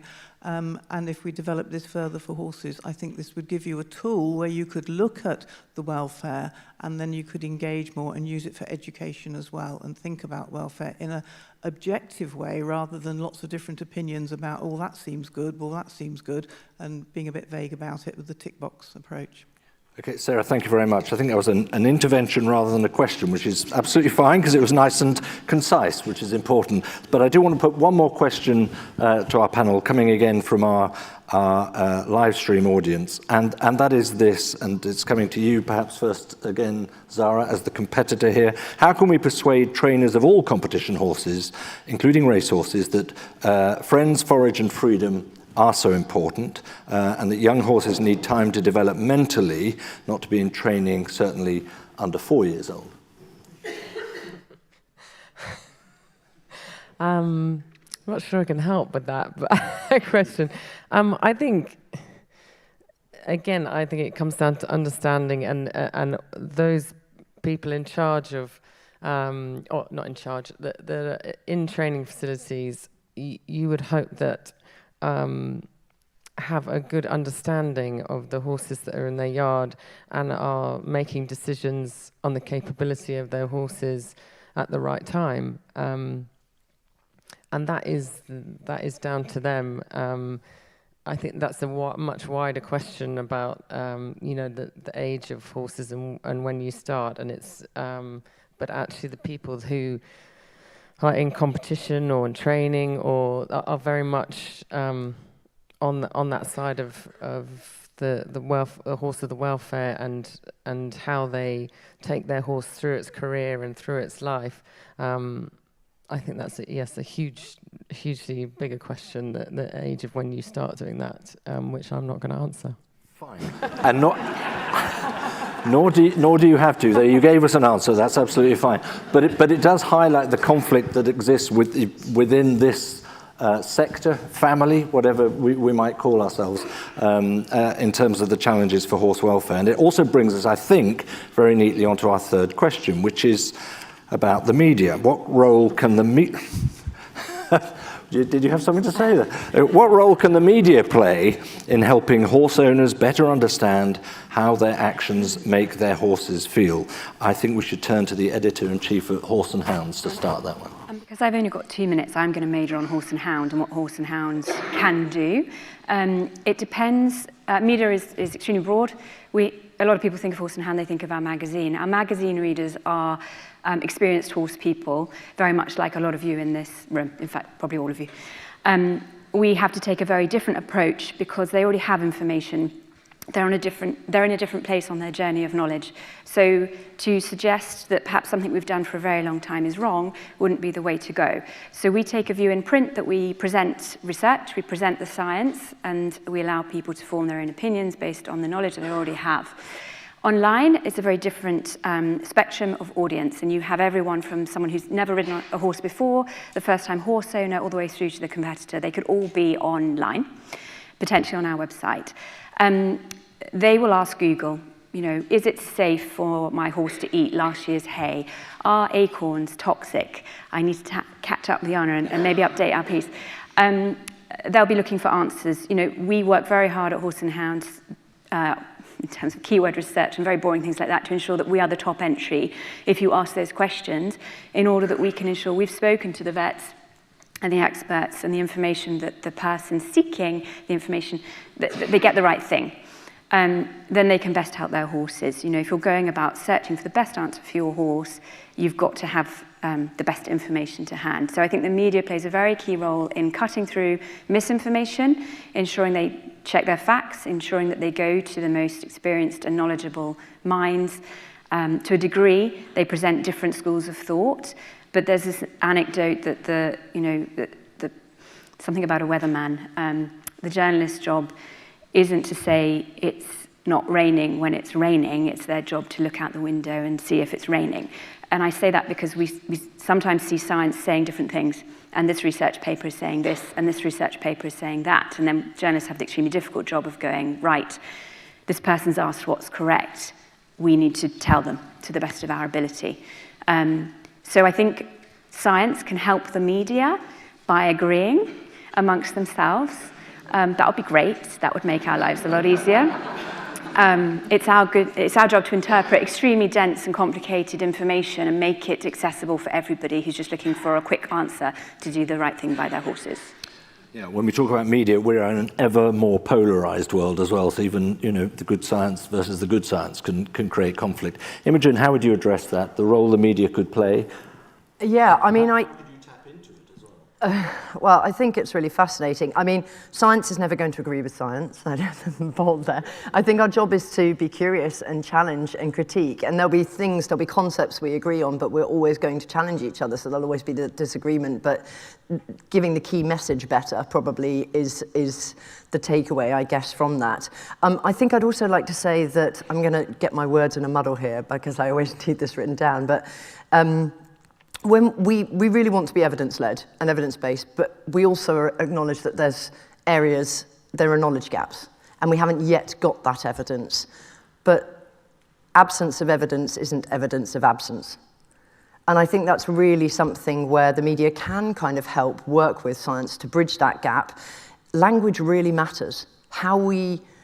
That hidden curriculum, that hidden agenda, how we role model, Zara said about it in the first question, like how we role model, not just ambassadors, fabulous people like Zara and, Pippa and so many others, Carl Hest, so on and so forth. But we're all human, and so individuals can make mistakes, make errors, be caught in the wrong light. The camera can lie. AI can alter videos, images. It can be terrifying, and we can be taken out of context, misrepresented. So that's not enough. We need to be far broader in delivering sentient language, so we've got thinking, feeling animals, and we need to speak about them not as working within them. That's founded in science, social science. There is evidence for the way in which we speak about the animal. The imagery we use to reflect the message we're giving has got to meet the meaning. So if we're talking about anxious, fearful animals, then we need to show anxious, fearful animals so that people can learn to recognize anxious, fearful animals. We don't want to glamorize, we need to de-glamorize, if that's even a word, what a winner looks like across that finish line with a horse that looks physically exhausted and emotionally distressed. And before this, I shared you that very powerful image that was shared in fact, I think it was BBC, but, and it was just a screenshot and a snapshot because that horse could be absolutely fantastically cared for, have a fantastic welfare, a joyous experience of that event, but that snapshot, that image at that one moment, that horse had nostrils flared, eyes back, and that poor Irish rider, I think people probably knows which one I'm talking about, that Irish rider who just won that major 5-star event with the team, and then it was completely destroyed for me because I'm looking at a horse that looks absolutely horrific. We need to match these things together, and the media have got such a key role in championing this message that we're all sharing here, science or no science. Very brave step to take, nonetheless, because that is also a red rag to many opponents of certain aspects of your sport. Head above parapet. Yeah, indeed. Yeah, head above the parapet. Not really a secret, but part of my deep and distant past. My first work experience as a magazine journalist was with EMAP at Horse and Pony in Peterborough, and it was probably late August or September. a very long time ago. And the interesting time then with a magazine like Horse and Pony is that they did the same thing at the same time every year. So while I was there, we were doing rugs. That was the time of the year that you did that. But you had a means, a very predictable means with those sort of, back in the day then, there were scores of magazines for different age groups and different interests for people who liked horses and equine sports. And we still have Horse and Hound. I mean, Horse and Hound's presence online is really interesting, I think, because you've got the chat rooms and the sort of advice that's on there is very useful indeed, but it is for a particular cohort of people. I mean, you talk to any, again, sort of parliamentarian, in the sense that the media and how you reach people is changing, and you will have the power of sudden images like the one that you just mentioned with racing. But I would throw that back to racing as well, because there are certain practices that possibly have to change, because these images are going to come up again and again and again, and they will do damage to the sport that many, many people love. I think if we're talking about welfare, then I know that the charities does this. This charity has a very strong presence, say, on Insta. Again, actually finding a way of pushing out, using that media to reach the people that you need to reach is probably one of the most valuable things that we can do, particularly in terms of what people see, getting that message through. Okay, Liz, thanks very much indeed. My charming boss over here is giving me a little heads up that we have 3 minutes left. So I'm going to bounce quickly up and down the row here. Let's start with you, Imogen. It's a finishing thought, but this is all about through the horse's eyes, and this is about welfare, and this is about social responsibility and social license. So what is your parting thought? I think language matters, and we need to role model correctly, which means we need to be current and we need to understand what fundamentally underpins horses' needs: freedom, forage, friends. And if we every day can champion that, and I just a very quick example where I went out to a yard, lovely lady, she has a cob and a Welsh Section A, and I'd never met her before, and the cob was in his rug in his stable, living his best life, and she said, I feel bad for this pony because I want him to live in his stable here because he finds it really stressful, but I want him to experience the same level of luxury. And this Welsh Section pony is standing there with his friend, eating his hay net, complete agency to stand in the rain with freedom to wander around the garden. I said to her, let's just challenge this. Is this your luxury or his? Yeah, the Frankel syndrome almost, isn't it? Sarah? I feel really strongly that there's quite polarised views even in this room. And I think there's probably people in this room that maybe think horses shouldn't be ridden. And there's people like me who really believe horses should be ridden. And I was a little bit upset earlier when the question was asked about what riding schools could do effectively to give horses better lives. And the answer was, I don't know.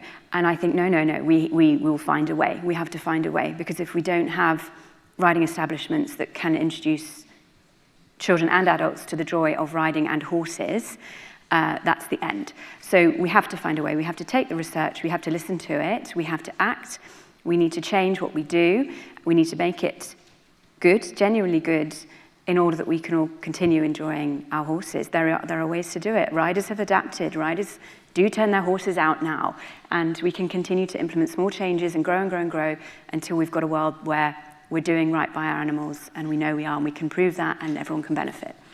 Sarah? I think through listening to everyone, it's so evident that actually all of us very much understand our animals, but trying to evolve in a way that we make sure that all their needs are met in the right way, not just for our way but for their way. But making our horses accessible to everyone, but that they understand it, and we want people to be involved in horses, because actually that whole partnership and relationship with a horse is the most incredible thing in the world, and that's why a lot of us are all here. So giving that to the rest of the world and being able to get that message across in an understanding way, that they get that the horse is actually number one and they are living the life that they want to be leading. Thank you very much. Liz? I think to recognise that probably we try and do things too fast because it saves money and it indulges our egos, and that the slower we operate and the longer a horse has a happy, productive life, that is a real mark of success. Thought on which to end.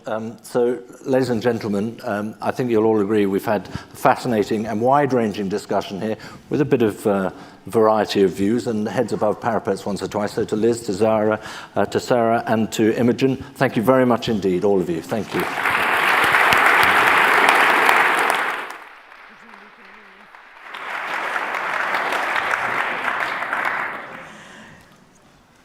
Gosh, that was a fantastic panel and discussion. I'm just going to pick up on a couple of things. So a huge thank you to Sarah for tackling that controversial issue of what we can do to make sure that there is a positive relationship at riding schools. A couple of weeks ago, I shared a panel with Khadija Mella. And of course, without the Ebony Horse Club, she wouldn't have been an award-winning jockey and wouldn't have had that experience of developing the partnership which Zara reflected with the horse, which is perhaps the most important and enjoyable thing for many of us in this room.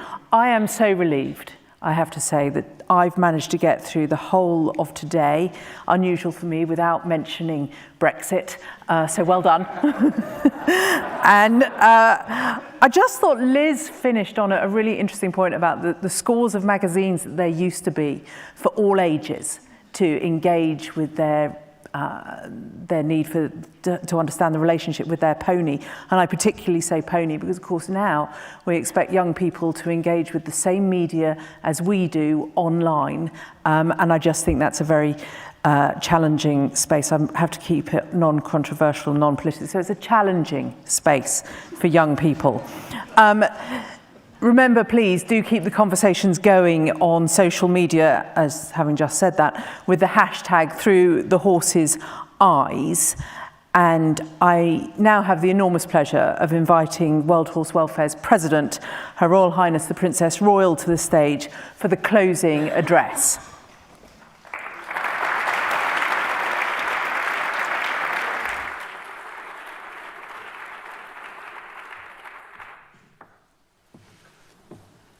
Well, ladies and gentlemen, first of all, thank you all for coming, for taking an interest once again in this event, which the World Horse Welfare tries to cover so many of those issues that we think are relevant to equids. And we've been reminded today that that's not just horses. There are important groups called donkeys and mules, and that is that global perspective that gives World Horse Welfare, I think, the platform of respect to discuss so many other issues, and the variation of care and attention given across the world. We need to remember that part when we come together here, and we've had a pretty good covering of that. I suppose it underpins through the eyes of the horse. When I started, I think the pony was called Fum. It's about this big. I don't remember that engagement. I'm not entirely sure that I would have thought of looking at it through Fum's eyes. And Fum couldn't see where he was going anyway. But mind you saw one or two of those. Is their view on the world hairy? Sorry. But that kind of perspective covers a multitude of sins. They were, of course, historically, they're working partners, aren't they? They existed, but they became working partners. And I think a lot of them did that. It was their own decision to become working partners, because they didn't need to. They could have galloped off into the distance and come up with a different arrangement, which was to continue what they were doing before. So it must have been something to be gained from that relationship with humans for a lot of horses, of doing a lot of different things. And perhaps because that has changed from being a working relationship, where the sort of views, very specific, it was based on a job, probably a single job for many of them.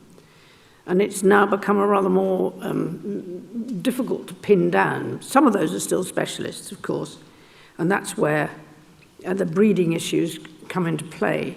the working partnerships did also have breeding as their background in terms of the strength of the animals and the role that they performed. And through their eyes, if they'd been bred for a job and kept in that environment for a long time, I think there was probably a level of expectation that horses kind of understood where their working relationship was. I say this, you think this is complete nonsense, but I now have Suffolk punches, and I understand that they want to work. And I don't care what everybody says, they actually want to work. They're curious, but if you give them a role to perform, they go, okay, I've got this, and they will do it. That doesn't apply, there are a lot of other bits that they don't get. And you largely can't make them. And that's the other point I would make, that whoever's eyes you're looking through, most horses have the choice not to do what you want to do because they're bigger and stronger than you are. And they do have more of an element of choice about how much they do with us than I think a lot of people suspect.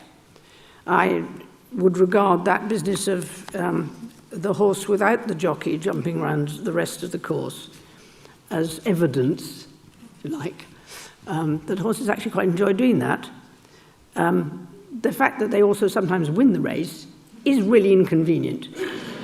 But it proves the point about weight carrying capacity, which is a slightly different issue.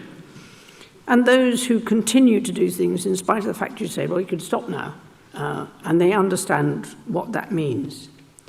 I think there is all of those things that they learn, the expectation, the picture of that Shetland literally going flat out across a field. I mean, it had ambition, didn't it? Was there any expectation about that? Or, I mean, did you think it was something at the end, or just thought, this is good fun, I'm just going to go as fast as I can? All right, explain that if you can. But it happens, and it isn't always explicable. But we have such a range. And the other thing I would like to ask, and nobody mentioned it, do you think they have a sense of humour?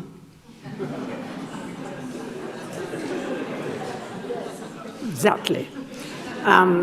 That implies a degree of expectation and planning that you weren't quite touching on here, because I think they know what the result is going to be if they do certain things. And I think that's down to a sense of humour, if I'm being generous. Otherwise, possibly not.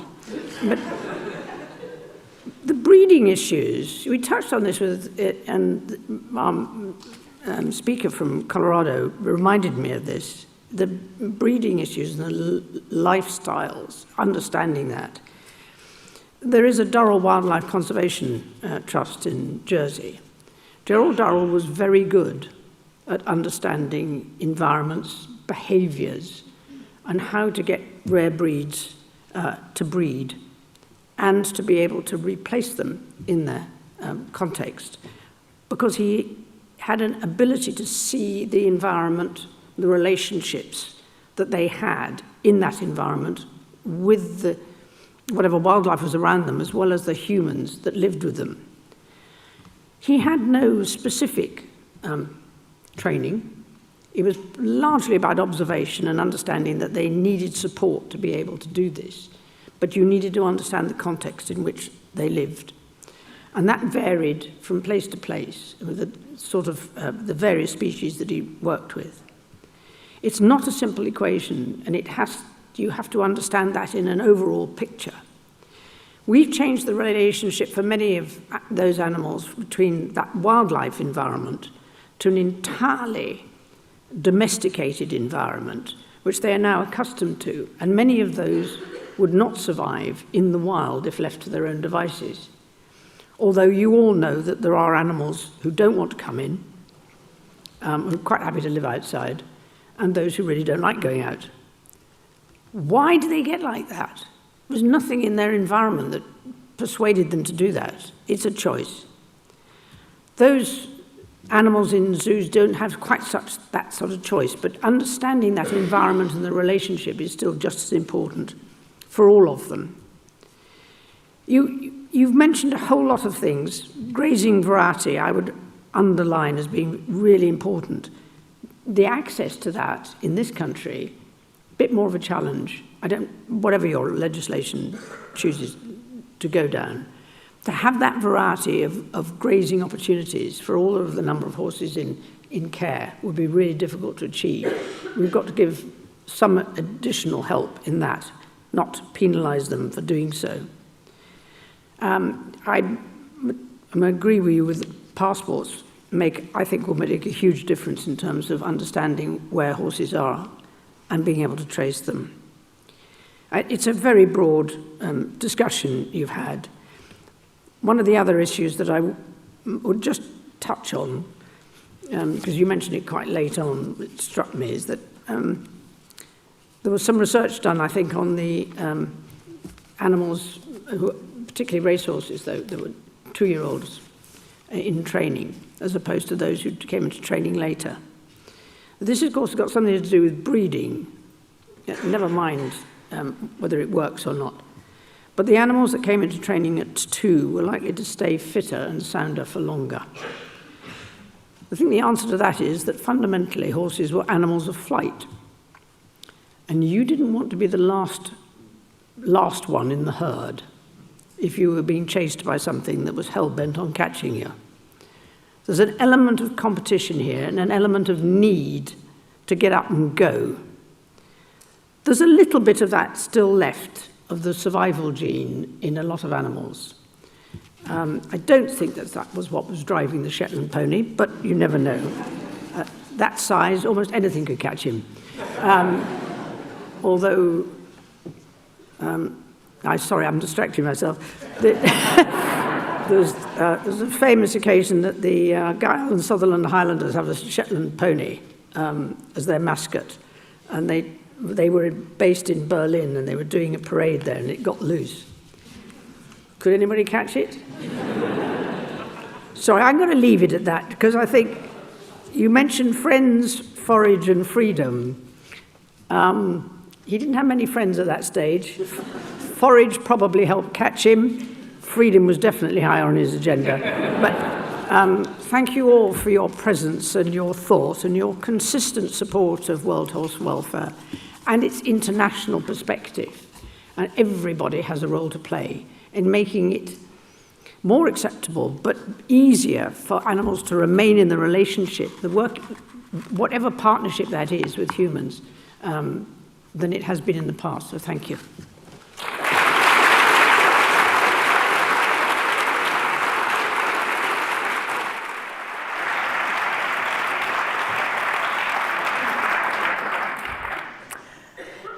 Your Royal Highness, thank you for a phenomenal closing address, reminding us all of the importance of friends, forage, freedom, perhaps also reminding us all of the love of liberty of the Shetland pony. Quick note to Rowley, I still want it. It's been a really fascinating morning and some incredible discussions, questions from the audience. Please, to those of you who are online, keep the conversation going via social media. But I would like to invite Rowley to come to the stage for a quick summing up. It seems like we have really only scratched the surface of what lies behind the horse's eyes, including those who can't see out from beneath their forelocks. But it's important, isn't it, exactly as Her Royal Highness said, that we work out how the ongoing and enduring relationship between person and horse, I've even lapsed into some sort of political correctness there, can endure. Rowley.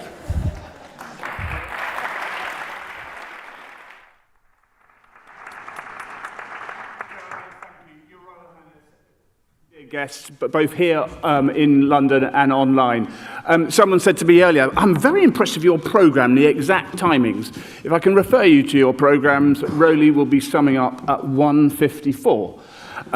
So when World Horse Welfare has the values of being pragmatic, compassionate and forward-thinking, we can now add timely. It's certainly got a morning that's got better. I started it by trying to rehome my chairman. But what I'm going to do now is in terms of what does this all mean? And of course, that's the really important thing. We've covered a lot of ground. It's been a fascinating discussion of varying different opinions along the way. And we're now going to establish a word cloud. And on that word cloud, we'd just love you to share your thoughts about having heard what you've heard about through the horse's eyes.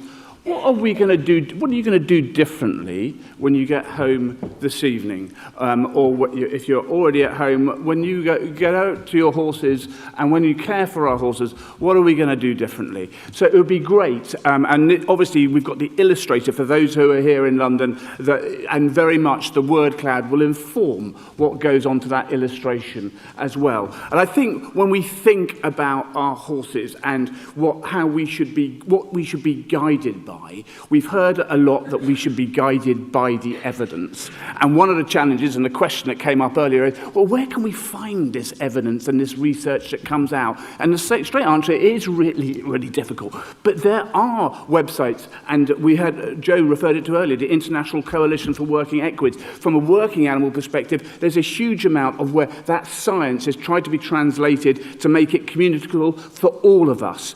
Of course, World Horse Welfare would certainly strives, along with the likes of the British Horse Society and many other organisations, to try and translate research into practical output.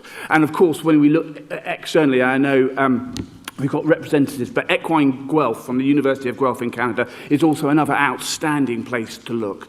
We should be informed by our common sense, and I think obviously as a pragmatic organisation that certainly goes to our heart. We should always understand and reflect on the common sense of what we're doing, whatever we're doing, and we should be informed by experience. And I think that's the one that we can really challenge ourselves when we think about our experience and how that guides our future actions. How much of our experience is looked through our eyes and not through our horse's eyes? And I think maybe from a really practical sense, just looking at it from that different perspectives, we may just come up with different conclusions of how we should go forward.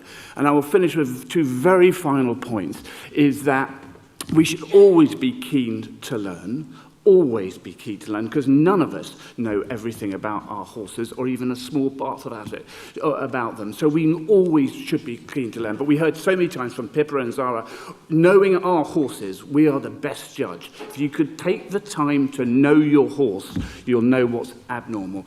And of course, as we've heard a lot today, science and research does not always agree with each other. We can certainly disagree with each other, but we must do it with respect at all time, because if we don't, it will become binary, and I think we've got enough examples in the world to say binary is not necessarily good. Thank you so much for joining us, and I hope you have a wonderful day.